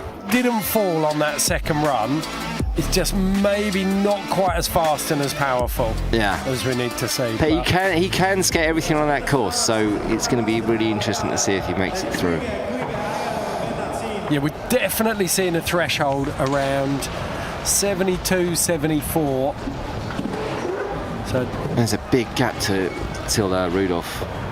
Yeah, Rudolf 50, Robars on 56.66 in 5th place, and then our top 4 at the moment: Toa Sasaki in 1st on an 85, Remco Erkeland on a 74.66 in 2nd, and Onital Tevo in 3rd on 74. Daniel Moragas in 4th, Dutch street champion who broke his finger and came straight back out and attacked the rail that did it to him. So just waiting to see how our last 3 skaters, Artus Bogdanovich, Dan Catchy and Tommy Corbridge, fare in those overall standings. Artus Bogdanovich, I think Mark Brewster sat next to me, called it best, that it's probably going to slide into the 60s. Tommy Corbridge had a good tech second run. It's whether the Milton Keynes kid can find a score. I think he could be low 60s as well, potentially. Could be, yeah. So all of the skaters who are competing in the second 6 heats out on course now. Yeah, you got to try and keep warm whenever you can. Like, I'm amazed that Oni managed to do that 50-50 when I haven't really seen him skating that much. It's going to be interesting to see, isn't it, for someone like Keyshawn Johnson getting to warm up and practice right now. Yeah, you got like 8 minutes to try and practice. Like, He's going to be it's really hot, I think. Yeah. We could see this course properly lit up. He's going to open up qualifier 7. Can see that clock up on the judges' booth at the top there. It's reading just over 7 minutes and change. So that's how long they've got before we get stuck back in. Just waiting for these scores to come in though.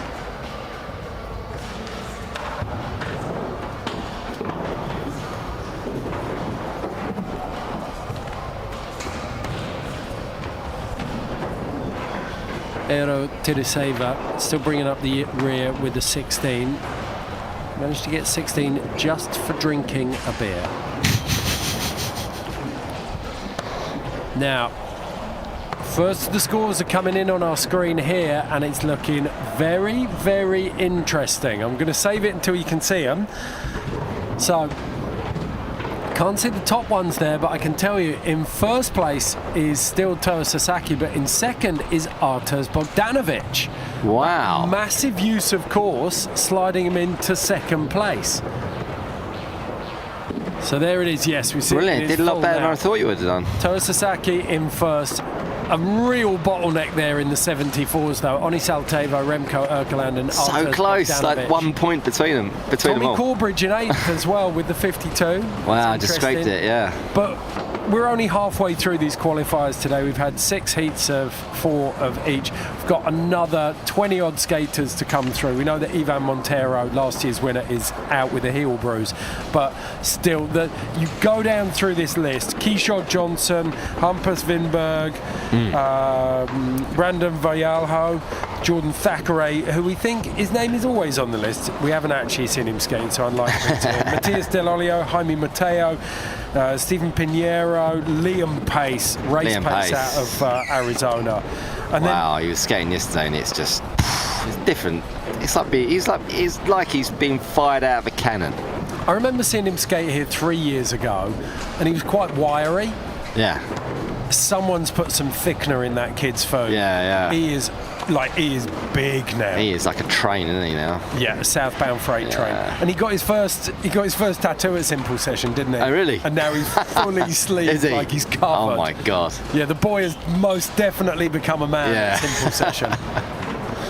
Okay, Stelio Sakellarides out of Reunion Island as well. Definitely one to keep an eye on there. He's brilliant. I really like his style as well. Ivan Federico, Adrian Bullard, proper Simple Session legend.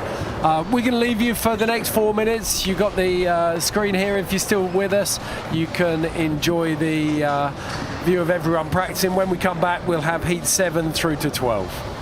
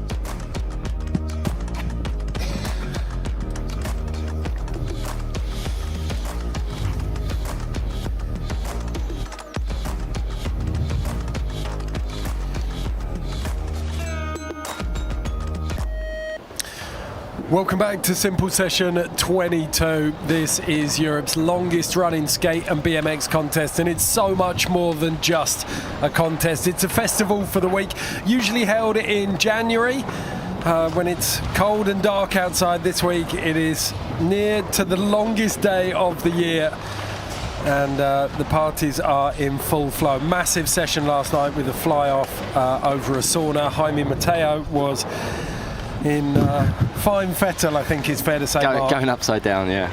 Joined in the booth by Mark Brewster.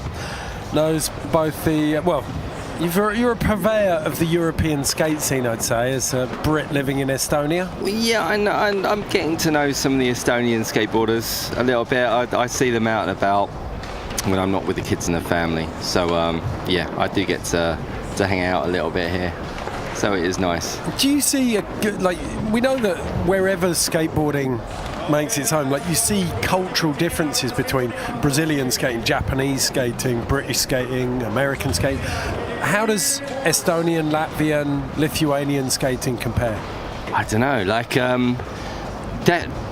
the parks, when I first came here, the parks were like not all that great. There was like one place to skate. Cheese grater tarmac. Yeah, but since then, from within like 3 years, there are now basically like 4 or 5 concrete parks within a 10-minute cycle from my house. So it is incredible, and like the talent coming up is quite obviously the parks are full of scooter kids most of the time, but without those parks you wouldn't have any younger kids coming up, and it's really good to see some of the younger kids coming up, and obviously the older guys are enjoying it as well. So definitely they're definitely nurturing the talent here, and like Estonia is a great place for younger generation as well, because they do tend to look after, like they value health and family a lot. So it's really nice to see kids and what they want to do being looked after. Well, we've seen it throughout the duration of Simple Session. It's broken so many Eastern European skaters over the years. And to be fair, a lot of European skaters as well. Yeah. I remember the first time I saw Vincent Milou skate in the flesh was here. So, whether it's the likes of Vincent Milou, Aurélien Girard, always came through. You can see him regularly. He's here. on another level now, isn't he? But then likes of Madar Zaps, Maxim Kruglov, like some of the Russian skaters used to make the pilgrimage out here, and it was the only time you got to see them skate. Yeah, absolutely. Yeah, I mean it's been kind of neglected, this corner of Europe. But as you can see, there's definitely talent here, so it's really nice to see it showcased in an event like this. Well, the Swedes and Norwegians as well have had a strong the play Finns for concrete as well. Yeah, the Finns are just animals now.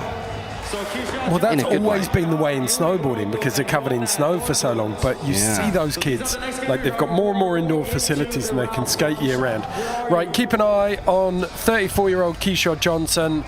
That guy, he's just had 8 minutes to warm up here. You know, I think he's got a massive advantage here. He knows the drill, man. He knows exactly what the judges want to see. He knows the judges. Not that will influence them, but he knows what they want to see.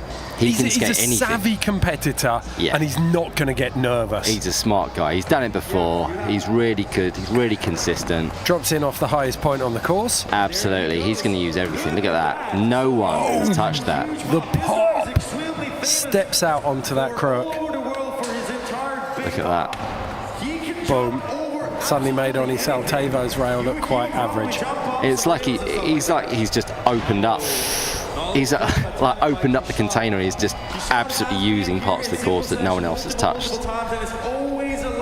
Oh, shame that he lost that one. There was a real flow developing to that run. Look at that, just sticking it. Only a little pop out the end. Uses the top of the volcano. 22 seconds, Front feeble. Yeah, he's just end to end, side to side. He's got this whole course covered. Stitched up, isn't it? It's just... Just losing his way a little bit there. That's twice on that section. Once on the way down, once on the way up, that he's lost those flip tricks. 1 second left. Unusual for him because his pop's one of the strongest parts of his game, and it looked like he lost that first. I think it was heels, wasn't it? I was going for. I think his second run's going to be the one that we'll look out for. That one was a nice warm up, and it definitely put him on the map. Love Adrian Bullard. Just went out of shot on the left side, just stone facing. See him backtail that El Toro rail. Yeah, El Toro? absolutely. It's madness, isn't it? Crazy. Yeah, I've not seen Jan skate, I don't think. I've seen him floating around. He's got a really nice lazy style. Oh, hang on. Yeah. I do remember him in practice from yesterday. Lovely transfer up frontside air. See, he's using everything. Yeah, he's busy and fast, isn't he? He's got plenty of hectic, power. Isn't he? Just looking quiet. I just want to skate everything. Front blunt, didn't see him do that yesterday. A little nod to Matthias Nyland, king of the front. Yes. Through that little ledge. Back three, Indy. Yeah, so we've had some really fast high-speed rails. We've had a good bit of transition work. This is going to challenge the top spots, I think. Look at that, yes. Going higher and going quicker than usual. Front side flip. He's ticking every box. He is, he really is, isn't he? Yes, yeah. Like that three rotation over the Doritos volcano. That's perfect. Look at that. Look, he eats chain.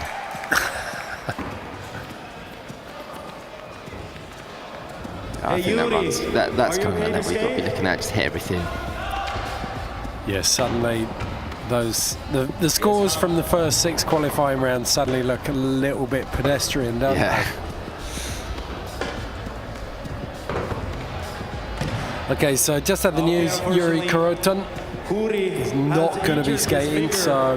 He broke his finger. In Nordland. We're going to go to the next skater, so please make a big round of applause. Again, there is coming from Finland, representing Finnish people. So please, let's make some big Sorry, on his way to the spa this morning in the whole Completely naked. Yeah, getting busy.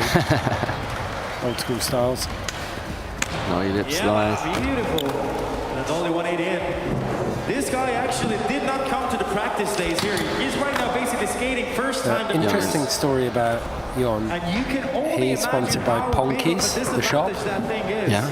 And Ponky is what my mum used to tell me that poo was called. Oh, really? So when I went to school and I put my hand up to ask the teacher if I could go for a Ponky, and the whole class just cracked up at me. And you were bullied relentlessly until I'm traumatised by that word. Anytime I see Ponky. So the all-round, exactly what we were just talking about. The Finns have come out of the woodwork in the last decade with some really, really strong skate talent. Jon Nordlund, one of them. Streets, ramps, bowls, you name it, he can skate it. I don't know what he's going to fit in this 5 seconds. Maybe he's coming around for that rail. Tell you what, he's got distinctly unfinished tan as well, hasn't he? Yeah, maybe he's been on the sunbed or had one of these holidays that you people have. He spends his time down in the Mediterranean, Barcelona. So Jon Nordlund, first run, not what he was looking for, but He looks quite happy with it. he doesn't look too perturbed by it. You can't take it too seriously, otherwise you just do your own head in. Kishode's back up. Kishode. We had an agreement on this, and then I've forgotten how to say his Well, name. I always take the lead from Chris Pastras, who said Kishode Johnson. Kishode, yeah. One of Texas' finest. Huge wingspan on him. Epic Sitting there, balance. arms down. So He's a casual. big guy though, isn't he? He's over 6 foot, over 2 meters. Bang. Gestumpen.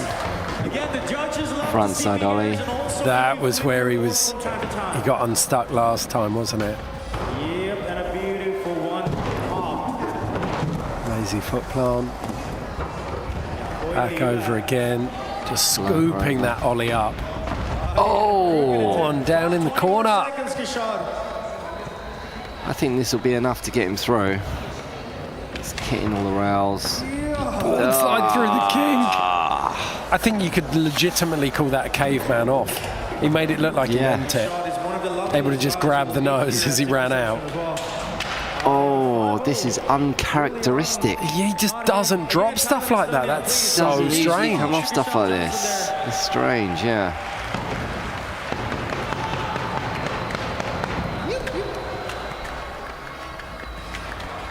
Yeah, giving him one knocks after. We're gonna keep the show rolling. The next guy, he seems to be energized. There he is. Look on his face then suggested he knew he might not have done enough. Yeah. Doing it for This man, on the other hand, his first run was nearly immaculate. Yeah. Just ticking every box, front side alley-oop, transfer. speed. Big old stalefish. Knee down. Proper Lovely. stretched out, wasn't it? Yeah. Use of the course. Yeah. Oh, and he's just taking a little tumble there.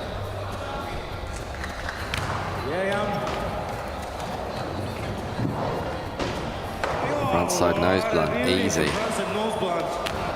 He made it look so easy. He just looks really comfortable. I mean, his style is maybe not like the most comfortable style, but he's looking like he can skate everything in the park. Yeah. So, and the judges all know that. So. Got proper energy as well, hasn't he? Yeah. Like, it doesn't look like you could Desperately use this up in a minute. Yeah, just trying to hit absolutely everything you can. Yeah, Flip it in the fakie. I think as a judge as well, that stands out a lot, that desire and urgency. Yeah. You see a lot of people, like we talked about it with Dan Catch, he was puffed. Yeah, the lungs yeah, had gone at about 45 seconds. Yeah. You see someone like Yam, and he's just Still like, going. Yeah. It's on fire. Give it some love. And this guy, So a lot of work to do for Jon Nordlund out of Finland. you know what to do. A Finnish guy is on the course, so give a big appreciation to Jon Nordlund. Looks really comfortable. 50-50 up. Kick within. Come to the practice days. This is a huge disadvantage that he has towards the other skaters, but he doesn't care. Oh, I was just about to say he's got that lazy close board control Yeah. where he's almost not watching the board.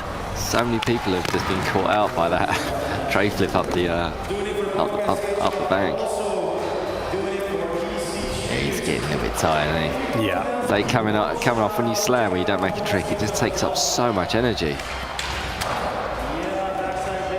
Nice crisp back lip. Yeah, as we say with so many of these skaters, there's glimpses here of a run that would make the finals easy, but it's a Yeah. case of linking all of that together, and it's just not happening today Yeah. for Jon. Okay, here, Tallinn, Estonia, please. So buzzer for Jon Nordlund. out of Helsinki. He looks stoked.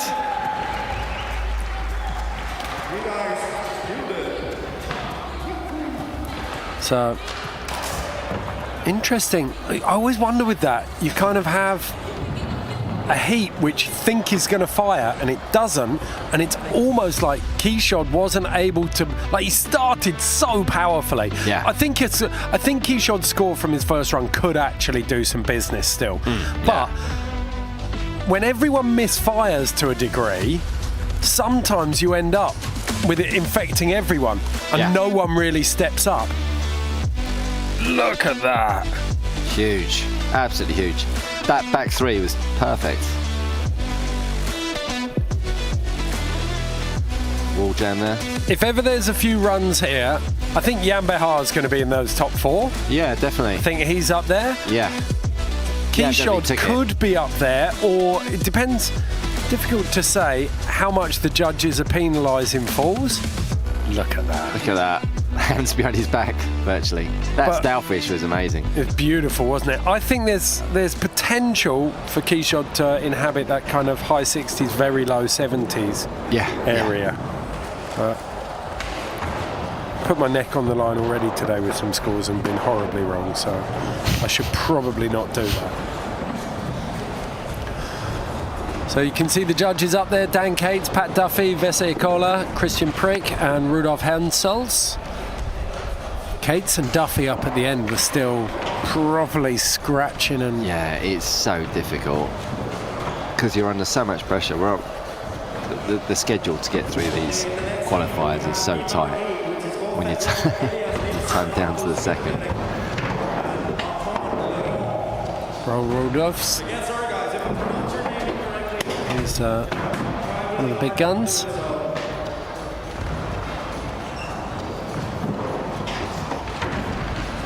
So at the moment, let's go back and take a look at some scores. Top of the rankings, Toa Sasaki on an 85. More than 10 points separates him and second place Arturs Bogdanovich. And then in third we've got Oni Saltevo, Finnish tech wizard. So he's on a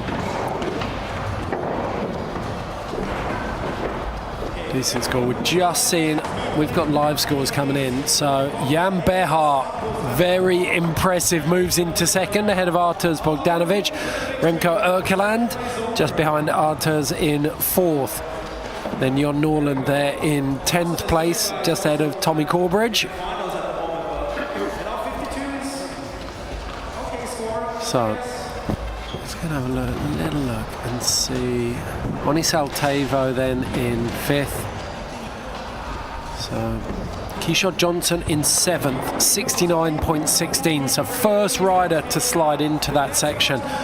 Now keep an eye out here. Antoine Laurent had a couple of really nice runs. Hampus Winberg though, the young Swede, definitely one to keep an eye on. Yeah. He's got, for me, for a course like this, he's got the speed and the power to really stand out.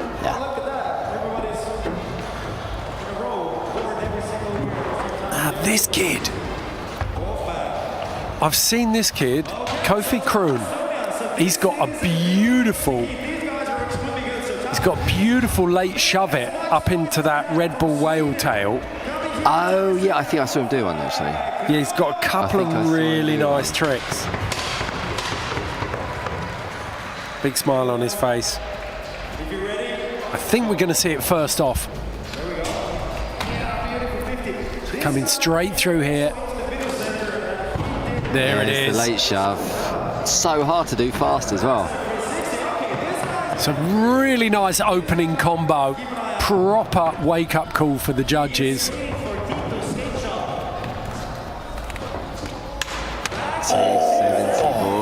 Backside 270 as well.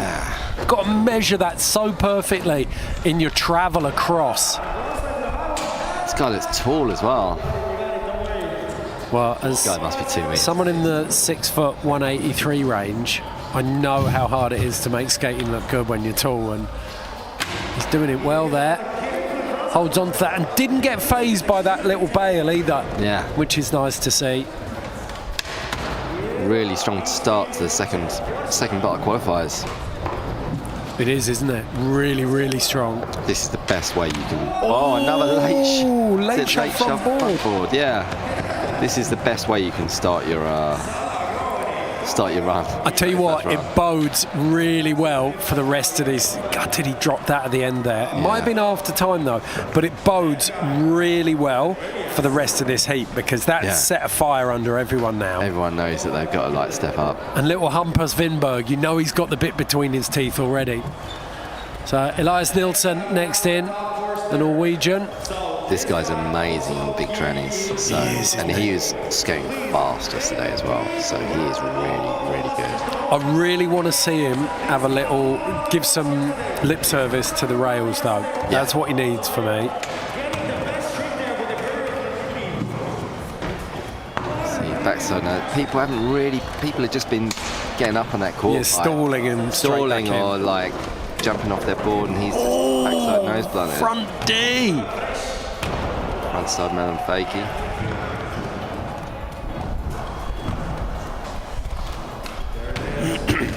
Backside 3 in. This is how you've got to skate it, really. You've got to skate absolutely everything that's thrown in front of you. He's going fast as well. Pushing between every opportunity he's got. Skating so fast the camera's lost him. Ooh! He hasn't come off yet either.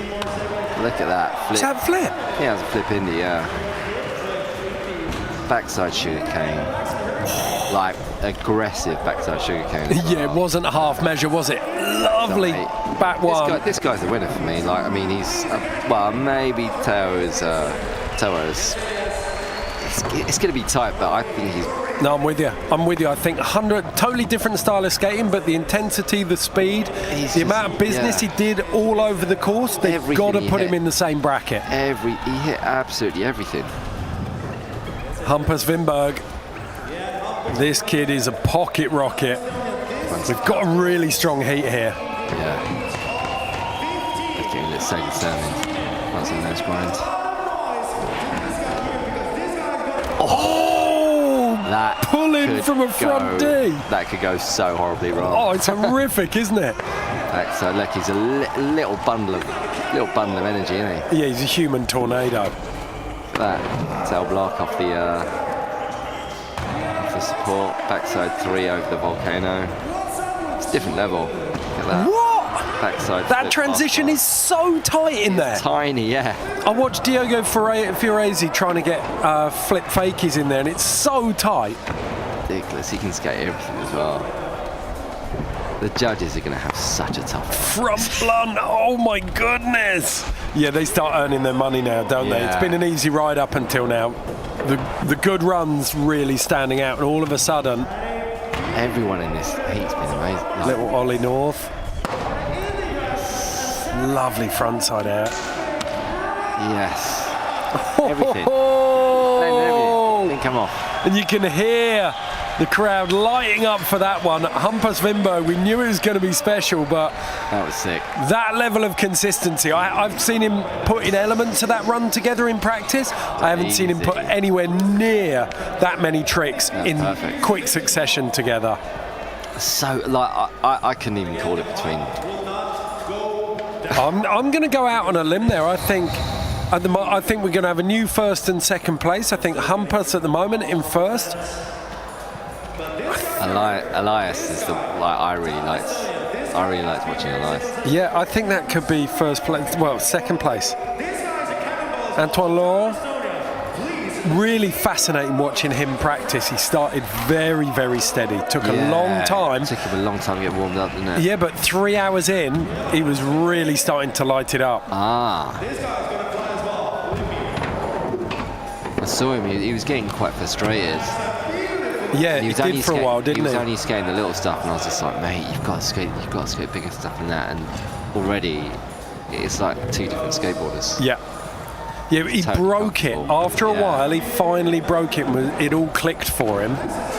Holds on to that alley-oop. Yes. Wow, it's such a change from who he was yesterday when I saw him in practice. Yeah, totally different skater from, Totally different skater. from his He's in first his 2 own. hours of practice, 100%. Lovely. Maybe he's just one of those guys that has to put the hard work in until he's comfortable, and he's definitely comfortable on this course. Oh, sick. First person to do that. Backside nose blunt as well. Really nice way to box in the end of his run there. Yeah, it's one of those eclectic tricks that just gets the judges thinking. Yeah. Oh, we haven't seen that. Yeah. That was a really nice run. It's so difficult to judge this. Judge the last four. Elias Nilsson, Hampus Winberg, and Antoine Laurent. As well, and Kofi Kroon, Like you forget about those late shove gaps and front boards. We were saying about how much better his runs were than the first round, and now so difficult to judge. Again, front side late shove. Oh, Back three. He had that on his first run. Straight back up. Put it behind you.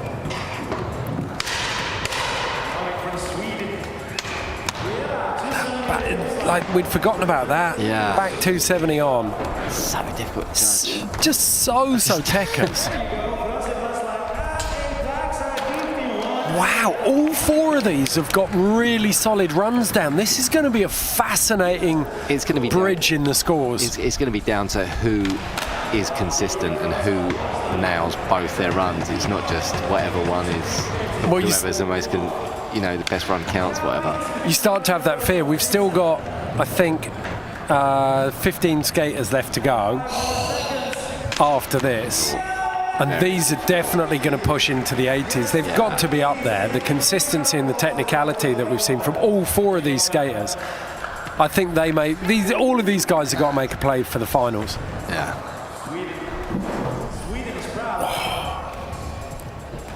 Yeah, and at the moment, Toa Sasaki still 8.5 points clear of Jan Behar.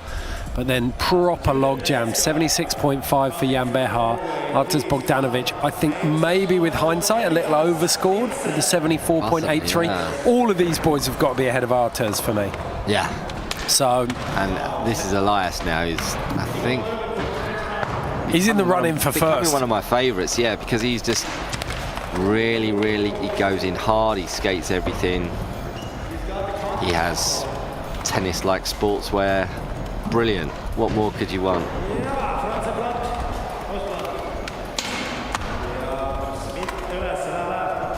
But it is nice to see the younger kids hit really big transitions. I really like and look comfy with it. So the Roger Federer of Simple Session going about his work very methodically here. Definitely the most transition-orientated skater we've seen. Yeah. But he can skate everything. He's been skating the boxes, the rails. He's going to hit that volcano. No. He's got that big wall right up. Oh, flip varial indeed. Wow. After time, though, I think. That was two really clean runs for the Norwegian, Elias Nilsson. That was good, man. He's good. 100%. Hampus up next. Jan Behar's like, what are you listening to? I might get on some of that. Hampus Winberg. I get the feeling we're going to see the same consistency. Oh, you get the feeling this kid just doesn't miss. Yeah. Inside nose grind. Oh, goes the commentator. Just caveman's in anyway, or bomb drops. They look like double foot pump, like Christ Air on the wall. He Love looks really that. angry. He looks so angry as well, doesn't he? Yeah. Really determined. I won this. Yep. He didn't put a foot on the wall there, did he? He did. I'm sure he did. Yeah, he did. Oh, was he coming in front side? 180 afterwards, yeah. Hampus, you're spoiling us. This kid, 10 seconds left. It feels like he's had a run twice as long as all the other skaters. 100%. I was just about Not in to a say bad that. way either. Yeah, you think about all the tricks he's chucked down. He's had a bit of everything here. Maybe not as consistent as his first run, but still, like, he jammed so many tricks in there. He's given the judges plenty to think about. Hampus Wimberg. First time I've ever seen his head not in a helmet. So Kofi Kroon, fellow countryman, gives him a little hug. That's the turn of Antoine Laurent. Yeah, amazingly, like, really strong run, but he's been overshadowed slightly, I think, by Elias Nilsson and Hampus Wimberg. Yeah. See what he's got here.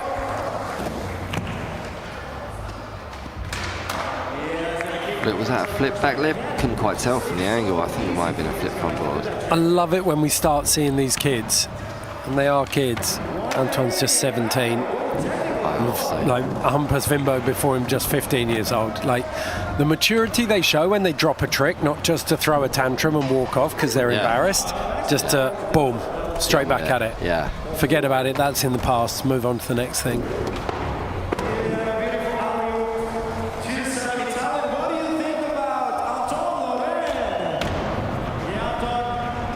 Front tail on there. First time someone's gotten to that rail from that angle. Oh! So unlucky, it just stuck.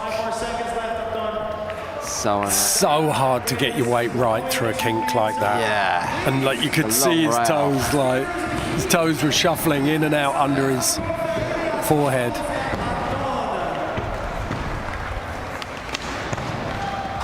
Yeah, we've seen people struggling when they've got the stability of a grind through there, so just sat on the width of a deck. So Kofi Kroon of Sweden, banging first run. He dropped a couple on his second, but this first run was out of control. There's Elias. So fast. Yeah, so good, powerful, hit everything. Big, manly tricks. There's a little bit of Aurelien Giraud about him, style-wise, isn't there? Yeah. Like trick selection and like aesthetic, Yeah. very similar. This Hampus grabbing. Wimberg. Mad. Little tail block. Again, first run was dynamite. Antoine Laurent of France.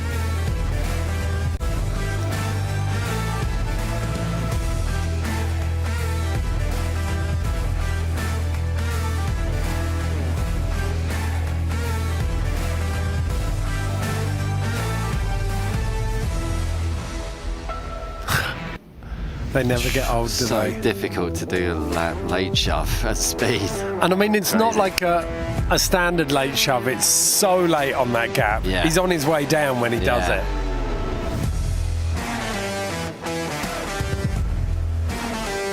Yes. Perfect. I'd love to see Hampus Wimberg's flip on this little bank. This is it. Yes. Oh. Perfect.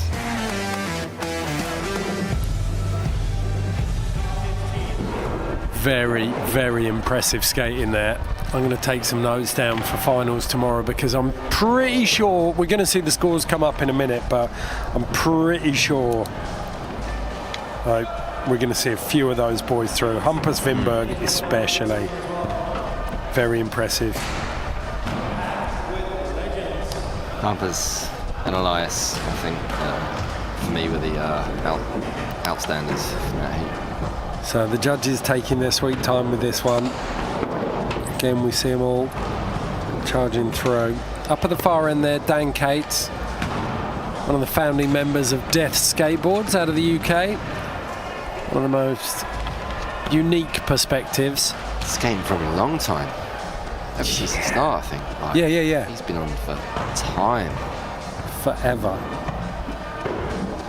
And I mean, to start with, he was always compared with Simon Woodstock. Yeah. But I think that's a disservice to Cates. I think he's got a lot more than that. He's lovely.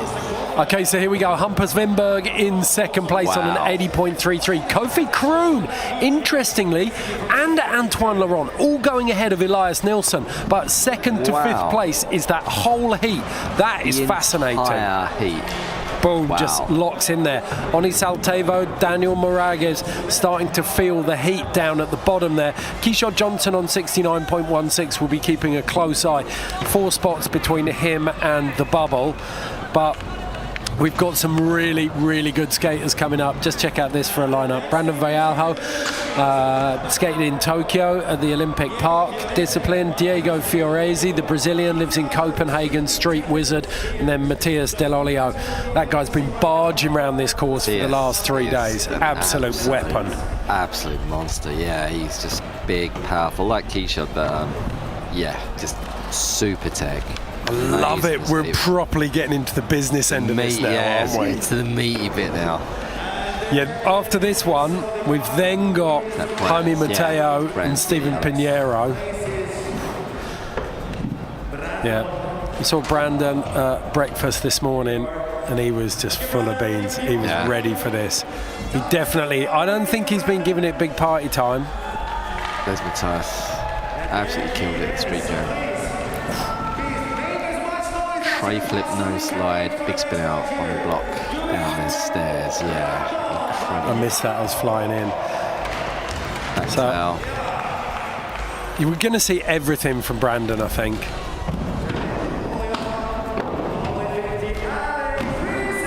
And he does those 360 shoves are impossibles every single go. It's so difficult. You can hear him yelling as he's going around the course.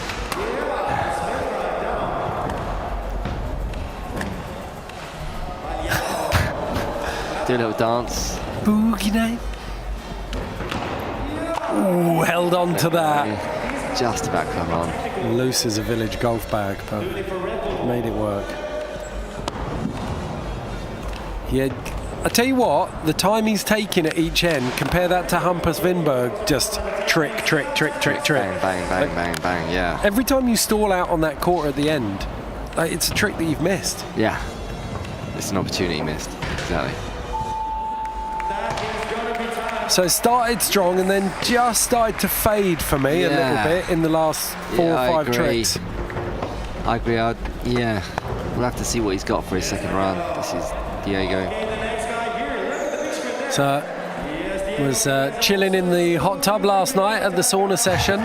Said Jaime Mateo very nearly got him in the head with his board about 6 times, but luckily he's healthy and he's out here. So consistent, great tech street skater. Nollie board slides. That's so clever there. Going up. Lovely. Great start to the first part of his run. Nollie heel. Is he going to move over to the other side of the course though? I was yelling him into a switch ollie on that Red Bull feature, which he said it scared the living death out of him. He had a lovely flip fakie on here as well. I'd love, if he can get this nose grind, frontside nose grind, and then he was just smashing round. Oh, he just missed the tray. He's using a switch, just a switch ollie through there, and it's way harder than it looks. I reckon it'd score pretty big with the judges. Mayday faking. So I think he's going to be able to squeeze a trick in. A little bit of something there. Great start, but again, last couple of tricks. It's fizzled out a little bit, didn't he? Just put him off his stride when he missed that tray up the Red Bull feature. Yeah. Really strange because he was smashing that frontside nose grind all day yesterday. That's the trick I would have pulled him to kill. But Matias Del Olio out of Argentina. This guy is really good. He's doing tray flips across the gap. Oh, it's so lazy, isn't it? Stumped. Beautiful catch.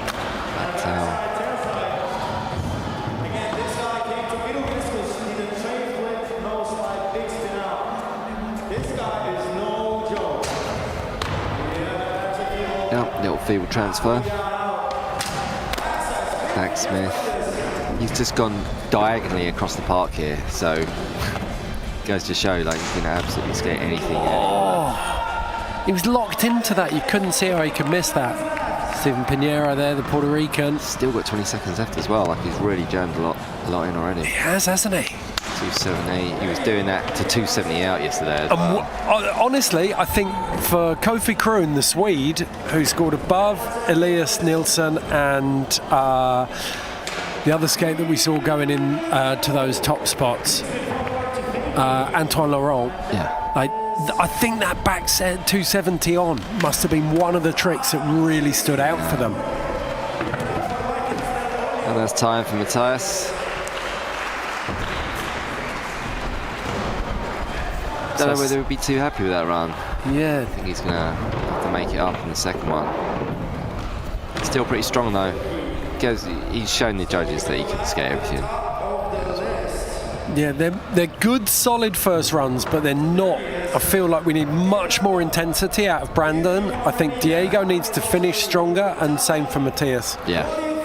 Let's see if we can get a full minute out of them. They just need to do better this time, don't they?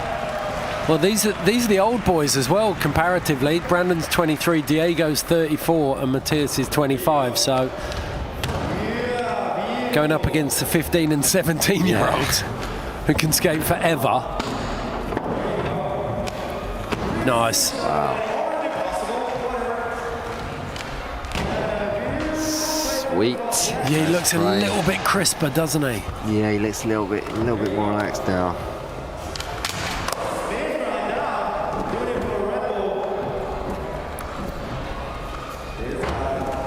Don't know how much this wrist injury is hampering him as well.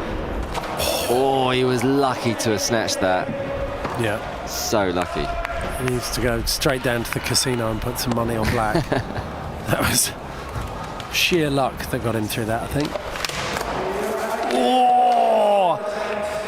If it was luck the last time, that was willpower. Yeah. He wasn't going to let that one go, was he? He really wanted to stick that. That's going to be a backside big spin disaster, but looks like he's had time. Oh, I think you're right. I think you called it. He definitely grimaced and grabbed the wrist there, didn't he? Yeah. Oh, shame. Shame. Go down pretty hard on that flip. I think flip front board or flip front nose he was doing. Okay. So Diego, fantastic mane of hair.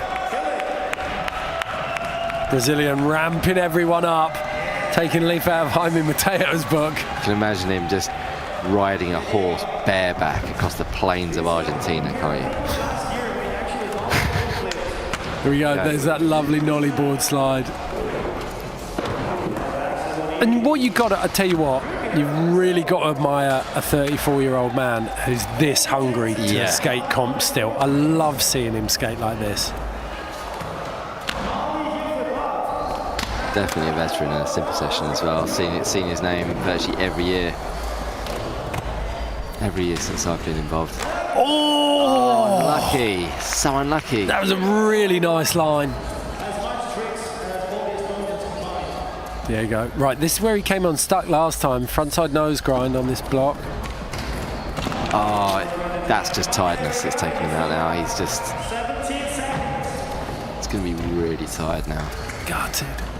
Go on. Take a breath. Compose. Didn't quite... Locked the 50-50. Didn't quite get the nose grind.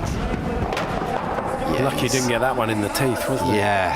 Ooh. Yeah, I think he got really tired. Like, you could just totally tell he couldn't hold the nose grind. It's just... That's just stamina. He was just tired. Yeah, because he had it every single time. He had it every time yesterday. Yeah, 34, I bet you it's an issue. Actually working out like, okay, how much do I want to skate on practice day to not overdo it and not come out here and have tired legs? Okay.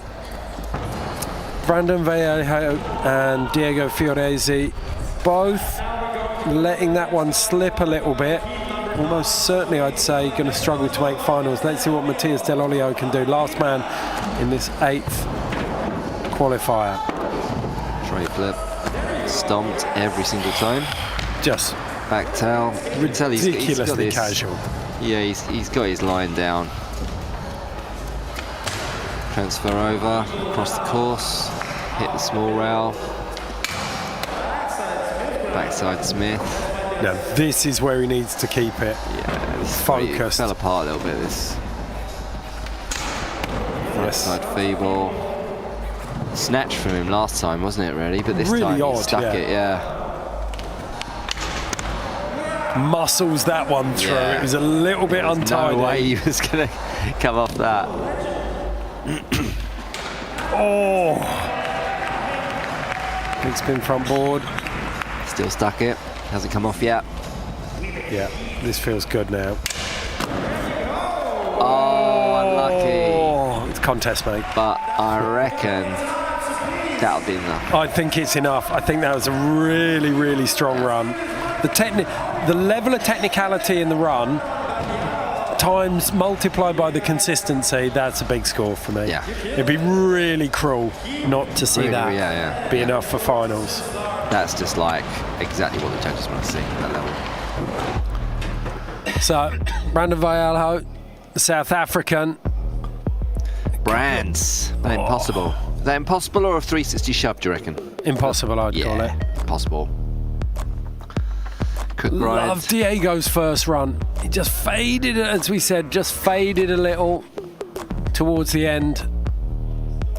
There's that tray flip every single time. Go. Through the kink, across the course, back Smith, 270. As I was saying yesterday, he was doing them, and if he was right, he was doing it another 270 out at the end. Really? Yeah. Yeah, keeping at least a little bit of his powder dry for finals. I love seeing someone do that.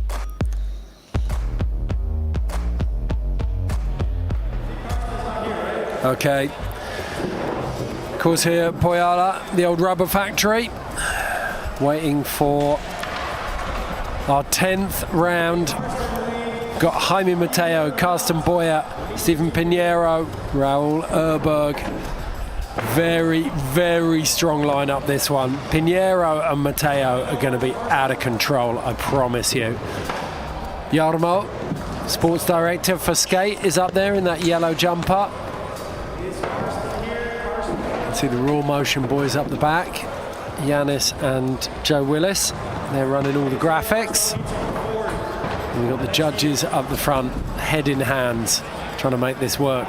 So no change at the very top there at the moment. I think that's the first run of these graphics, unless we're going to see all of those boys sliding in a lot lower down. Matthias Del Olio, bottom end of that log jam of low 70s. He's in 10th place. Diego Fioresi in 13th, and then Brandon Vallejo in 14th. So those boys are all struggling to clock in to the top 10 at the moment. I thought Matthias would be top 5. Yeah, I thought that would be it.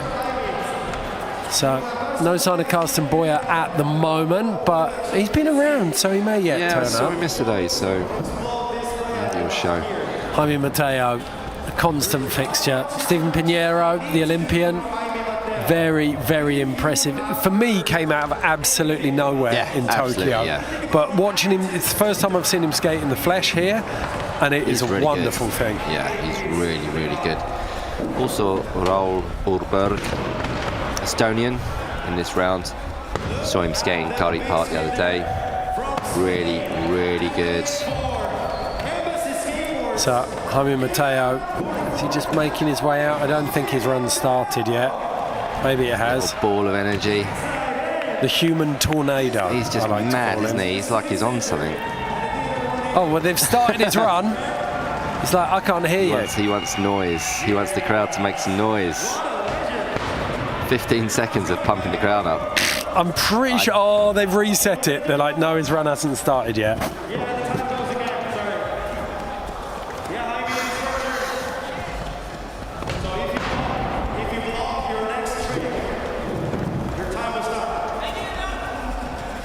I didn't know. Little misunderstanding there, but as soon as Jaime lands his first trick or pops his first trick, that's when his time's going to start. Yeah, this guy is just on another planet, I think.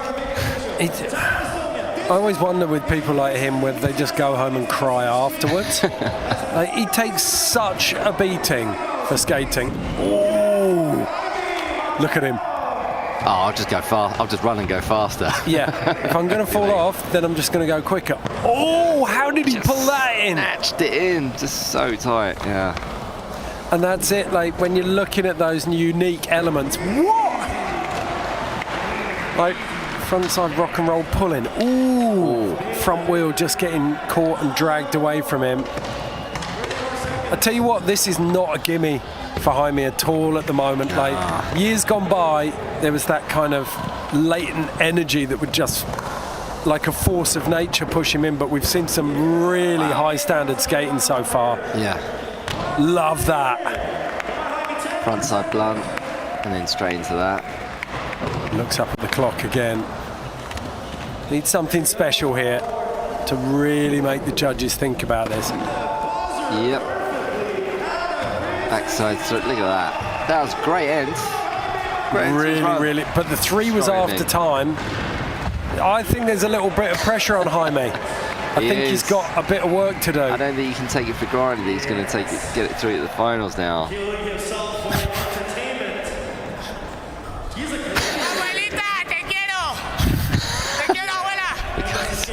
Mental. Embassy Skateboards. Okay, simple session. Yes, Jaime. Mad as a box of frogs, isn't he?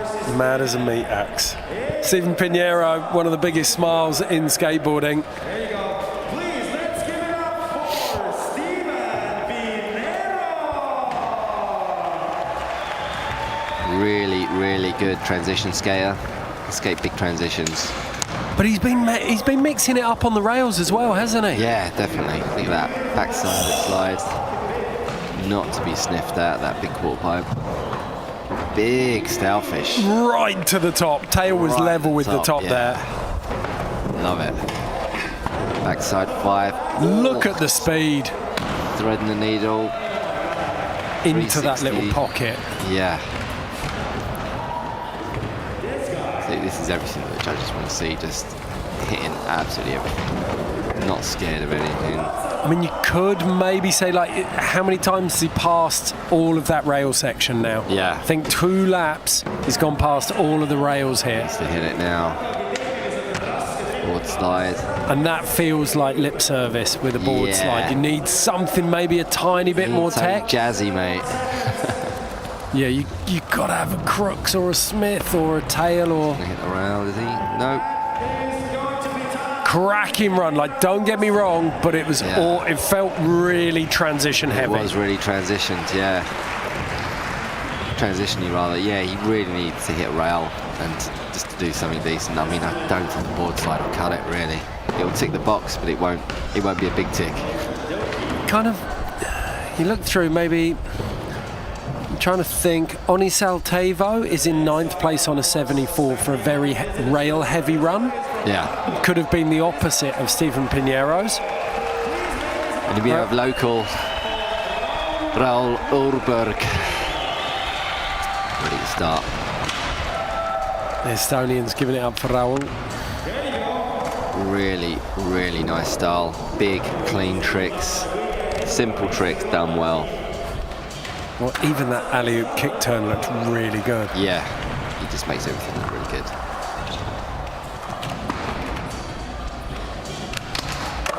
It's a gift, isn't it? Good style. You really Can't fake it. buy it or earn it. Nah. You've either got it or you haven't. He was flipping that earlier on. Yeah. Flipping in there. I'd love to see that back again. Jaime doing his best to put him off, trying to stay warm. Yeah, still in the volcano there. Front blunt. Just coming off on that front board. Unusual that he comes off that. Might be able to squeeze one last trick in if he goes fast. Oh. Kickflips into transitions. That's his jam, isn't it? Not an easy trick. Big appreciation from the crowds. Jaime, chill. Kids are stoked. Jaime's practicing. So back in at the top, Jaime Mateo. I think Jaime will have a better run this time. He looks like he's warmed up now, doesn't he? Yeah, he just totally threw him off that misunderstanding with the timing. So he's going to totally nail it this run.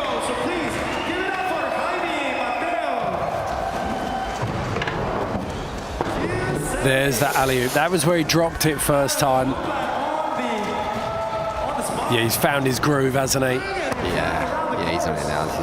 This is the old Jamie we know.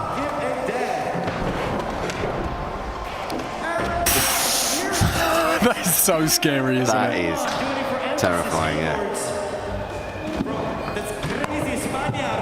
So getting a little bit of rail time in there. Again, though, a bit like Pinero, we're seeing him Yes. focus on these transitions. Yeah. Nice. Quick time check. He knows he's got hit the rail, I think. Oh, he's not hit the rail. Yes.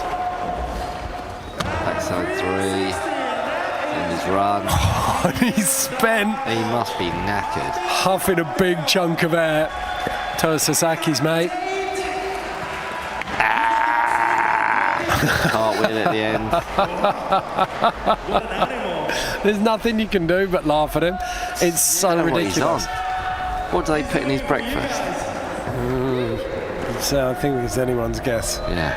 Lightning, Yeah. diesel, Sound a bit stronger than that. kerosene. Look at him. He's wasted as a skateboarder, isn't he? Imagine him as the front man in a band. Oh my God, yeah. Be an absolute weapon. Brings this place to its feet. So, Stephen Pinero, unfortunately, has to follow that. There you go. The least enviable task at Simple Session, following Jaime Mateo. Here we go. Nice! Little crook there. Potentially what we're missing. Oh, man handles that backside nose blunt. Nose blunt pulling. Lovely. Get it in, get the hair out of the way. Front side Stally. He's going so fast, the hair in the way is not normally an issue, is it? Backside blunt slide along there. Slide in. Shut the front door. The savage. Now it's these times where it's really tiring. And he's got backside kickflip indie over the volcano. Didn't look like he'd got a clean catch on it, but he didn't give up on it. I thought he was going to throw it away. Definitely. He might have been spinning it around 360. No, Yeah. it must have been away. Yeah, so it's all about first run for Stephen Pinero. I think he might have done enough, but as we said, it was super transition heavy. Oh! Nice. Oh, and it just... The transition of that little volcano just surprised him and took him out, but time anyway. So this is the 10th of 12 qualifying heats. Stephen Pinero, the Puerto Rican, grew up in Connecticut and then embraced his Puerto Rican heritage, went to the Olympics, and he's been going from strength to strength ever since. Raul Erberg of Estonia dropping in. Strong start, the back lip on the flat rail. Would you call him one of the alpha males of Estonian skating? He's very handsome, isn't he? He is. Devastatingly so. He looks a little bit like Eagle Eye's Action Man. I used to have that Action Man. I'm not sure entirely what the purpose was. No. Just looked around a lot, didn't he? Made him look sneaky. So Raul. We have this kickflip in. Oh, beautiful. That was really nice kickflip. You've got to have some plums. Snap tie. I don't know if this is going to be enough to get him into those top spots though. No, I can't see it. He basically hasn't compacted enough tricks into that front crook down the rail. It's a classic example of having a couple of really big bangers. Yeah. But we know the intensity and urgency you need in a run to get those big scores. And if you can't link all of this together, then it's not happening. Yeah. It's like there's Such a shame because individually the elements are there. Yeah. Some of these guys' runs, there's just no filler. It's just, if there's any opportunity to fill, they're just pushing to go faster. Yeah. Well, that's Jaime's mentality all the way, isn't it? Just that stink bug style start to finish. So Stephen Pinero's first run that we're seeing here. There's a lot riding on this.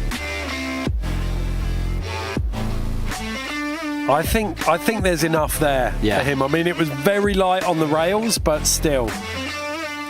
He might be lucky. Depends whether the judges noticed. Maybe they missed it. Yeah, I agree. Pinero's first run was really, really nice.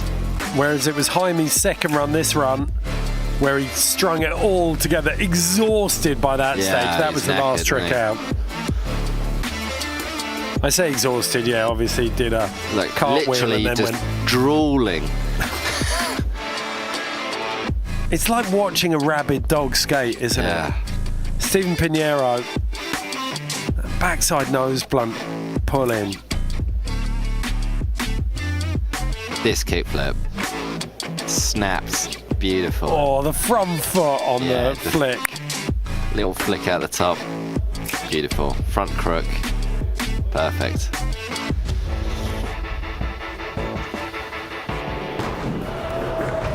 So, we get to procrastinate about the scores now while we wait for them to come in. I don't think I can see this come in top 10. I think even Homie, like, he was thrown off on his first run, and it's just going to be difficult. So no Jaime in top 8 there. No one coming in. Wow, the boys have set some really high bars. So Stephen Pinero of Puerto Rico, Jaime Mateo on the bubble with a 68. Wow. Fascinating. So we've still got 2 qualifying heats to go. There is no way Jaime Mateo is staying there. Stephen Pinero maybe in 12th. Keyshawn Johnson, I think, very much on the bubble. Look at the strength of this. 3 skaters who are going to tear this place to pieces. Stelio, his hair might look a bit weird, but he skates. He's got beautiful style. Beautiful, beautiful style. I think the big issue when he's in a heat with someone like Liam Pace for Stelio is that relaxed tempo that he has. The difference in tempo is going to be jarring, I think, for the judges as well. Like race pace is just going to be average speed 40 k's an hour. Fired out the cannon. And then Stelio's it's beautiful to watch. Laid back surfing, isn't it? Like, well, let's see what they got. They got to stay on. They got to stay on. Yeah. He's got to commit. He's got to deliver. So let's see what they got. Liam Pace, Arizona's finest, just phenomenal speed. Starting to speed up. And he will touch every part of this course, I guarantee you. Yeah. So already taking leaf out of Pinero's, but with that little transfer there. 50-50 up the kink. What? Ridiculous. Look at that, and using every single little part. Oh! Wow. Frontside 180 across, then fakey ride up and ollie back in. Nice. So already I think he's touched nearly everything. It's what he does with this now. Yes. And he's still got half his run left. He's been around the park twice. He's tricking everything, isn't he? Not super tech. Beautiful use of that big rail. He's just got to make sure he stays on. That is it at this stage, isn't it? Yeah. He's done. If we'd have, you said it at the very beginning, skate everything, skate it fast, and he has tricked. He hasn't made it super tech, hasn't made it really difficult. You just need to stay on, hit everything, keep it simple. You don't need to break yourself in the qualifiers. Break yourself in the finals. He is boxing so clever there. Yeah. So clever. He's not even out of breath. He's just not even sweating. He's just like, fine, done. Pretty sure that was Jaime, wasn't it? Just yelling from the sidelines. He's like a human gremlin. Stelios Sakalarides out of Reunion Island. Hair's calmed down a bit today. It was in full plume yesterday, wasn't it? It was blow dried fully yesterday. It was magnificent. There's no other word for it. Hopefully he makes finals and gives us the full L'Oreal treatment again tomorrow. Okay, I think he's waiting for his his cue, and he doesn't quite know that it's on his first trick that his time starts. Look at that, beautiful style. So lazy, like Ross McGowan in the UK. Yeah, Ross McGowan, and it's a bit Bruce Lee, like in water. Frontside flip in that tight little tranny up at the top. Small guy, but can skate absolutely everything in the park as well. Look at that tuck knee. Like a nollie tuck knee. Yeah. Like, I didn't see him do that in practice. I saw him last night. He was just working that again and again and again. Got it last thing. Look at that effortless back 50. I think this could actually do it now. Watching it in the context of Liam's run and some of those other big runs we've seen. He's got 10 seconds left. Yes. Oh, he goes down. At the end there. That was cruel. That was a nice tight little run. I enjoyed that run. Really, really nice. I think he's probably going to have to do that run twice perfectly to be able to make it into the top 10 there. Yeah, he needs another big bite of that one, doesn't he? Ivan Federico, pants game, absolutely on point this morning. Shirt game, not bad. Harem pants. The harem pants? Flowing. Well, they've got that kind of... pajamas. Yeah. I was going to say Aladdin. Yeah. Ooh. Italians. I'm looking forward to he's got to do one of his flip melons. He's going to do it somewhere, isn't he? He had one here yesterday. He's gone very light so far. I think second run he's going to... I think we might see that flip melon out of the bird bath, second run, and we might see a back one over that Doritos volcano. Oh, there it was. Oh, yeah. Front side flip melon. Just missed it. 18 seconds left. He might be able to get around the course skin to be able to hit it. Might do it here. There we are. Flip melon.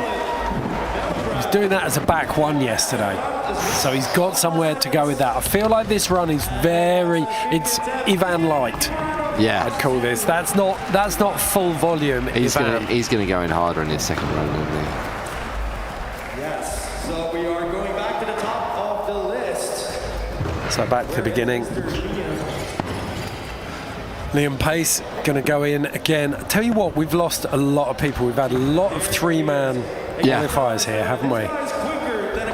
Shame Ivan Montero's not in, because he was absolutely smashing it yesterday. So Liam Pace driving in off the highest point of the course. It's going fast. Yeah, this is going to be him. Full bore, at least for qualifiers. Transfer. Yeah. Again, 50-50 transfer, no problem. So lazy, just like Keyshawn Johnson, pretty much hands in his pockets, wasn't it? Big. Funny he didn't go for that front one in there. Like that was for me, that was the big player of his run, but it's kind of the centerpiece. Yeah. Interesting to see how he's going to finish off his run.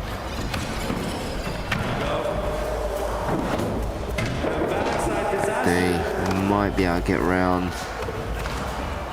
course again. What's he going to do? 10 seconds. Long rail. The pace he's got, he can get anywhere on this course. Ended strong. Ended really strong. Then just throw away flip fakey at the end. Yeah. He's out of breath there. Yeah. I mean, the really hard thing with this is not judging those runs against what he can do, judging them in the context of what everyone else has done, because we know by Liam Pace's standard that was relatively pedestrian. That's pretty it's chill. good, but I reckon he's at 65-70% of what he can do, and I just don't want him to have done too little. The idea of him not making it through is criminal. It would be a shame. But it doesn't feel like you can rest on your laurels at this stage. So still got Adrian Bullard, Xander Gabriel and Alex de Cunha to go. So Stelio Sakalarides of Reunion Island against the French flag, but I think that's because Reunion's a French territory. Island in the middle of that. I sold someone a car in Reunion Island from the UK. I had to ship it over to and that's my Reunion Island story. Shark attack capital of the world. Is it? I like that, yeah. Oh, wow. Nollie backside alley-oop. Yeah, surfing was banned there for a while. They had so many shark attacks. Oh, my God. One of those areas of the ocean that's been so overfished, the sharks just started eating people. Oh, my God. Look at the speed just floating through this. Cruising, isn't he? It's like watching butter melt on the course, isn't it? So fluid. Ollied into that and then just compressed so he had a massive pump ready to go. It's casual. It is, isn't it? If Stelio was a off dress there. code, he would 100% be casual. Oh, man, yeah.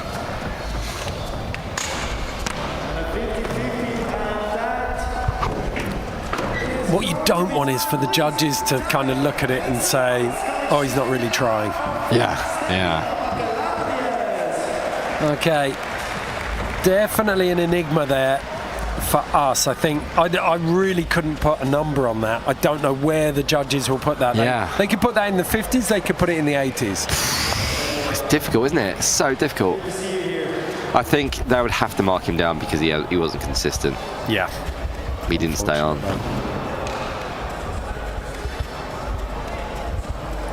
He very nearly left her hanging then, didn't he? Yeah. Ivan's lined himself up perfectly behind the pole. He's taken his shirt off. He's had arguably, technically that's a costume change. Yep. But he is Italian, so. Go on! Backside bonus on the top of the vert wall.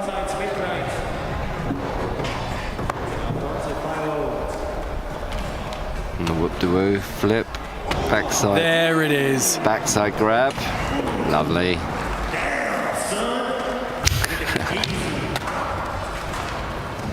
So again, this is that consummate competitors run, just all over the course. Hasn't Simple, fast, strong tricks. Oh, he says. And I don't know what's simple about that backside flip melon out of the bird bath, but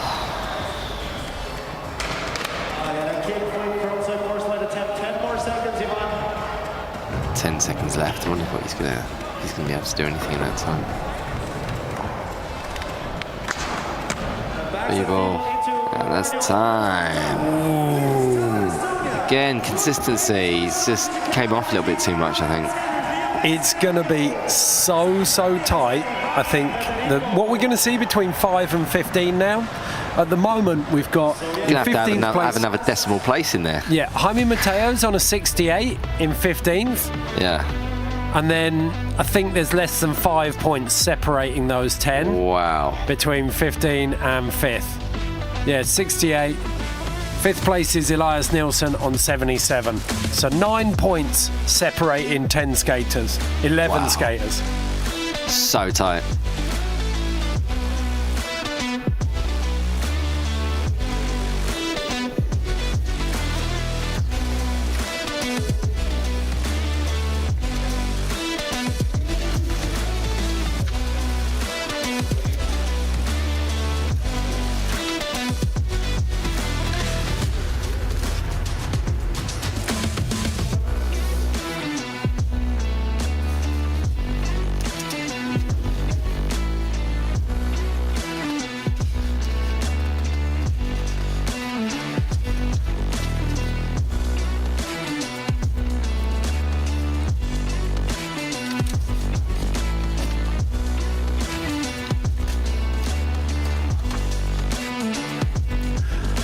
Absolutely love that. That was the gem for me from Ivan Federico and could be his salvation, I think. Beautiful flip melon or flip backside grab. Adrian Bullard just having a roll around the course in front of us there. He's getting ready for his qualifiers. 12th and final qualifier coming up, but before that we'll see how the last three did in terms of scores. And as we said, there is a logjam between 5th and 15th.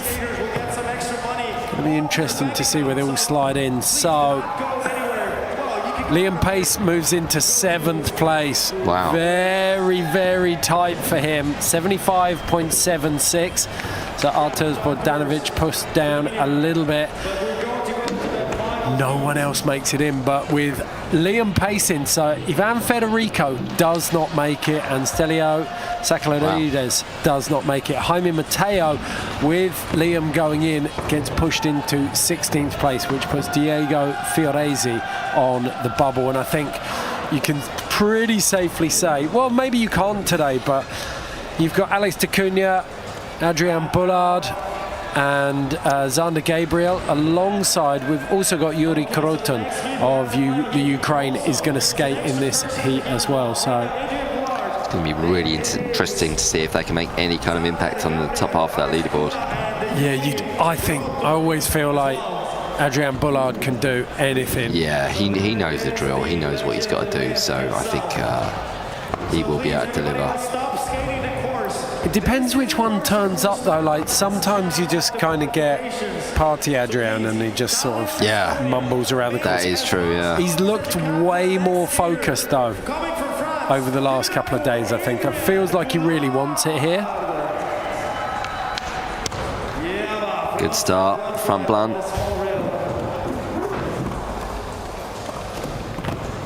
You see that difference between the street skater and the transition skater. Yeah. Like the tranny boys have been firing. Those last two heats were all tranny, firing end to end. That's interesting. Walling up. Backside big spin. Slowing it right down and just getting really tech, using some really unique lines through here. Fakey try. Oh, top to bottom to his pelvis as well. Hasn't he got little legs, thin legs? Just run it off. Can't believe he backtailed the time, man. That's crazy. It's wild, isn't it? Incredible skateboarder. 10 seconds left. Don't know if he's really going to be able to jam anything else in last trick, maybe before time. Oh, lovely. I think you take it off. If you pop on the buzzer, you've got it, haven't you? Yeah. So and he just landed everything in the last, just after the buzzer, so what a shame. Yeah, he just lost his way through the middle, didn't he? So shake of the head from Adrian Bullard. Eyes and teeth, he knows how to smile, doesn't he? Zander Gabriel, American, and Oyal. He's got a Top Gun graphic on his new Pro model. He comes off. Backside 5-0. Hopefully I won't mess with his head too much. You really don't want to be coming off on a backside 5-0 first trip on the smallest ledge in the park. That's a proper dignity stripper for a pro. I watched him in the practice yesterday and I don't think he touched the big transitions too much. So I don't know what he's going to be able to make of this. It's a difficult part to skate if you can't skate big transitions.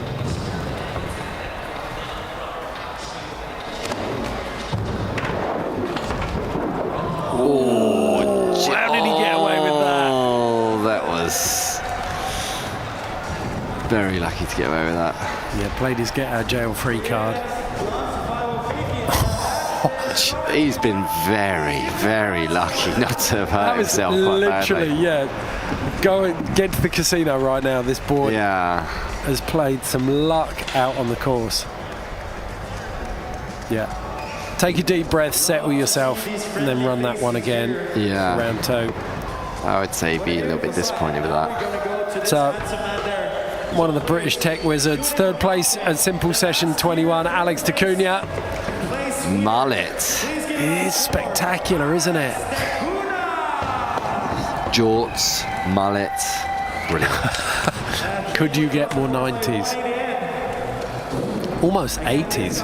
Representing Hopkins, so be sure to go check out the YouTube channel Hopkins. Lovely. A lot of English Front thieves, skateboarding, front one out. United Kingdom skateboarding culture are Or back thieves, front one out. Sorry.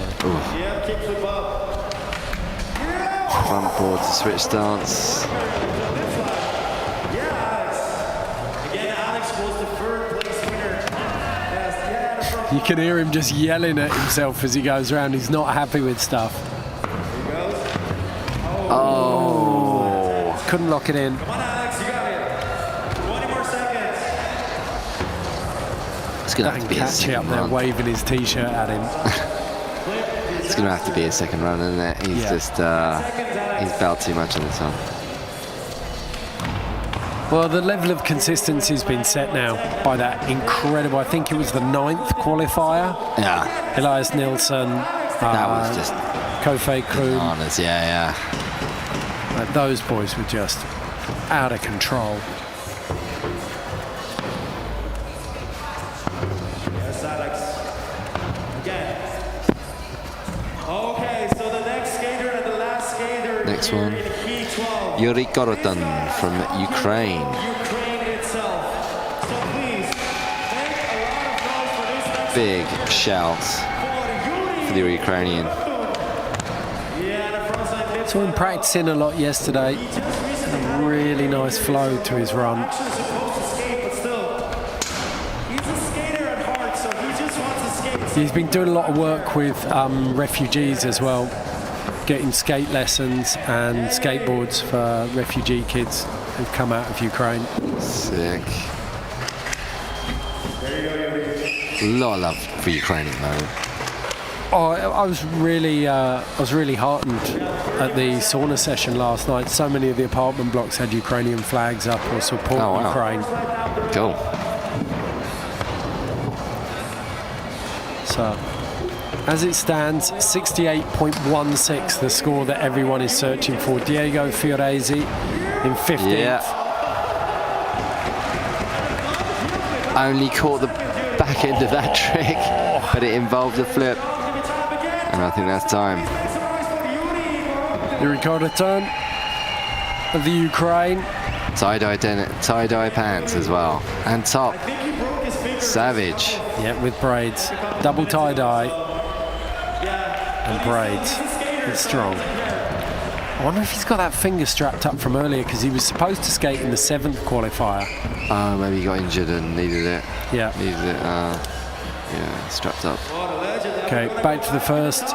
And it's Adrian Bullard. He won Simple Session in 2010.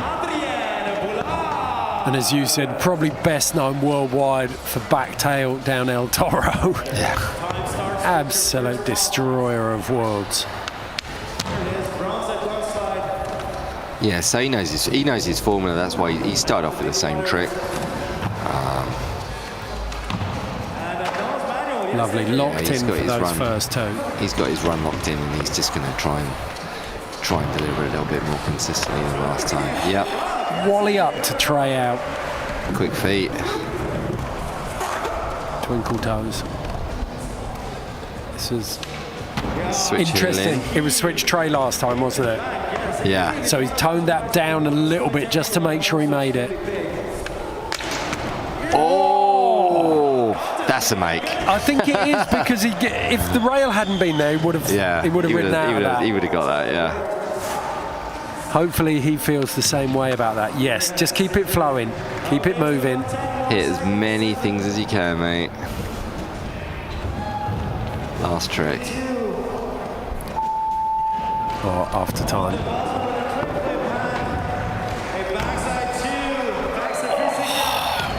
Like exactly as you said, like suddenly, why couldn't he find that flow 20 seconds earlier? Yeah. Because the rest of the run, there were a couple of dead spots. Yeah. Where yeah. you were waiting for him, and then he just finds that intensity of tricks. Needs to pull that part of his run back a little bit somehow. Yeah. Could have timed it a bit better. So Gabriel. See if he's got anything more than he did last time. Yeah, got a little bit lost last time. Oh, there we go. Backside blunt slide. Set it up. Looks like a different skater already. Yeah. Oh, contest, mate.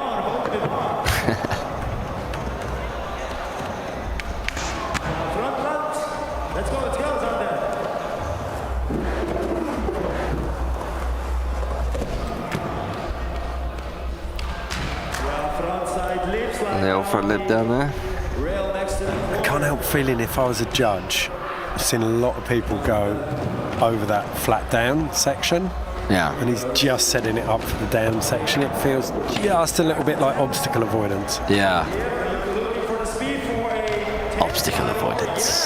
The ultimate crime.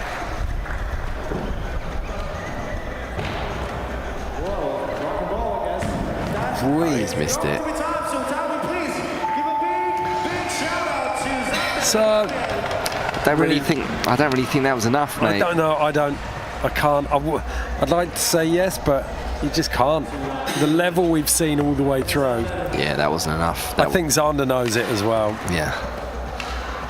Yeah, I think he was a little bit out of his depth. Like, I think he needs to brush up on his big transition skating. Okay. Same, I think, with Alex. I think he hasn't really hit any of the big transitions in his first run, but maybe we'll see a difference with his second. Last year's third place. So Tallinn, Estonia, please, again, make it for Rumble. Let's make some noise for Alex Decuna. So that's 68 and change. Flip front board. That's what you got to beat. Yep. I feel like Alex could do that with this run. Like there's enough tricks in it. Yeah, if he keeps momentum Tekka's up. enough. Tell you what I really do feel is that this is anyone's tomorrow. Yeah. There's no. I thought we'd see Liam Pace kind of light years ahead of everyone, but blast through the crowd. Yeah. he's definitely. And I mean, he has that capacity, but it's a lot closer than anyone would have thought at the moment. Yeah. Which is exactly what you want in a comp. You want it wide open. I reckon anyone in the top 10 now, step up, could take a victory. Yeah. Oh, he just missed the air. 10 seconds Go left. on, you've got to make this count now.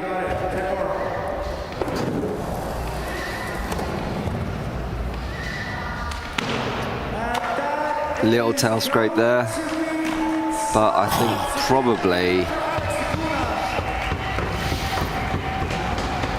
maybe that was the best one. He's got such high standards for himself, Alex. He won't be happy with that.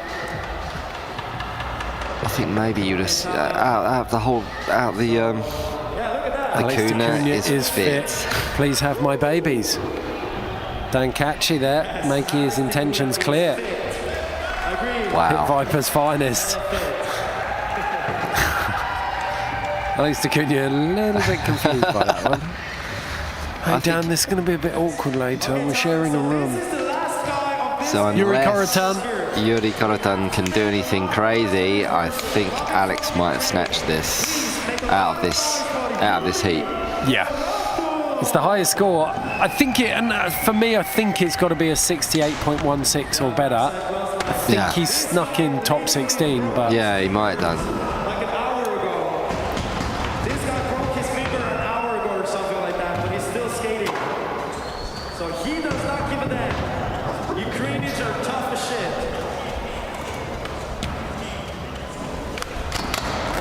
Oh, unlucky. Just stuck on that 5-0. Here we go. You still have 25 seconds. 50-50 down the rail. 20 seconds left.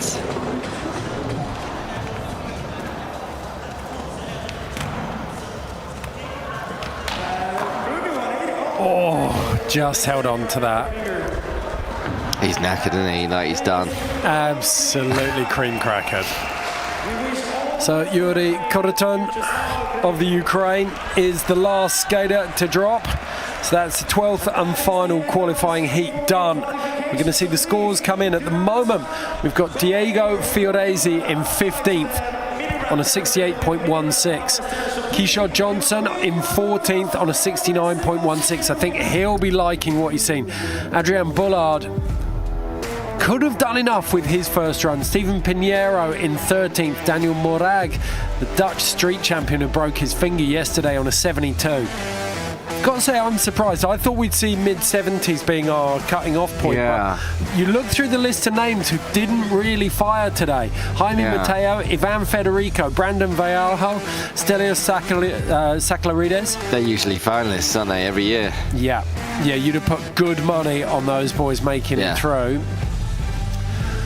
But top 10, Oni Saltevo, Remco Erkeland, Arthur Bogdanovich. I'm still surprised by that one. That one felt a little small and slow for me. But I'd like to go back and watch that run. Yeah. Liam Pace in 7th, a very, very gentle pace for him. Jan Behar, the Israeli, was strong. Yep, he was really good. Elias was amazing. Well, that heat. And those four have stuck together. Elias Nielsen, Antoine Laurent, Kofi Kroon and Hampus Wimberg. The kids in that one, so strong. Yeah. But Toa Sasaki, 5 points clear at the top at the moment. He's on an 85.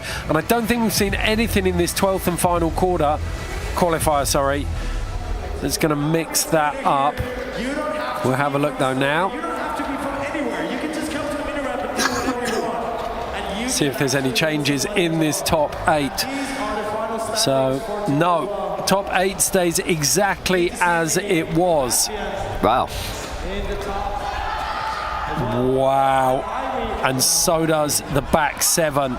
No change there, so nothing doing for Adrian Bullard or Alex da Cunha. 3rd place last year, no sentimentality. Da Cunha ends up in 18th, Adrian Bullard in 19th. Very, very tough heat. Xander Gabriel in 25th down there. And then Yuri Koroton in 30th place. So, tough round. Very, very hard. Yeah, we saw some very good skaters getting caught out there. Yeah, absolutely. 41 came through in total. That is the end of skate qualifiers. Top 15 will go through tomorrow. We can give you a full rundown of who those top 15 are. Diego Fioresi will be first to drop. Kishore Johnson just survived that cut. Stephen Pinero made it in 13th. Daniel Moragas in 12th. Matthias Del Olio in 11th. Oni Saltevo, the Finnish tech wizard, in 10th. Remco Erkeland, the Dutchman, very strong run from him. Arturs Bogdanovich in 8th. Liam Pace in 7th. Jan Behar in 6th. Elias Nilsson in 5th. Antoine Laurent in 4th. Kofi Kroon in 3rd, and Hampus Wimberg in 2nd, with Toa Sasaki, the Japanese skater, so consistent, so impressive, and 85. Yeah, that is going to be pretty big. So we've got, is it an hour's break now? Yeah, just under an hour's break, and we're going to bring in the BMX qualifiers. You can join us live for those if you fancy that, and then we'll be back tomorrow. We have skateboarding live from 2 o'clock tomorrow. Top 15 have 2 runs each, and then we've got BMX live. Finals tomorrow is from 7:30, so you can join us for all of those. We'll see you in just under an hour for the BMX qualifiers. Mark, it's been an absolute pleasure. Every time. Okay, yeah, do join us again when we'll be hosting the skate competition tomorrow. See you then. Take care. Ciao.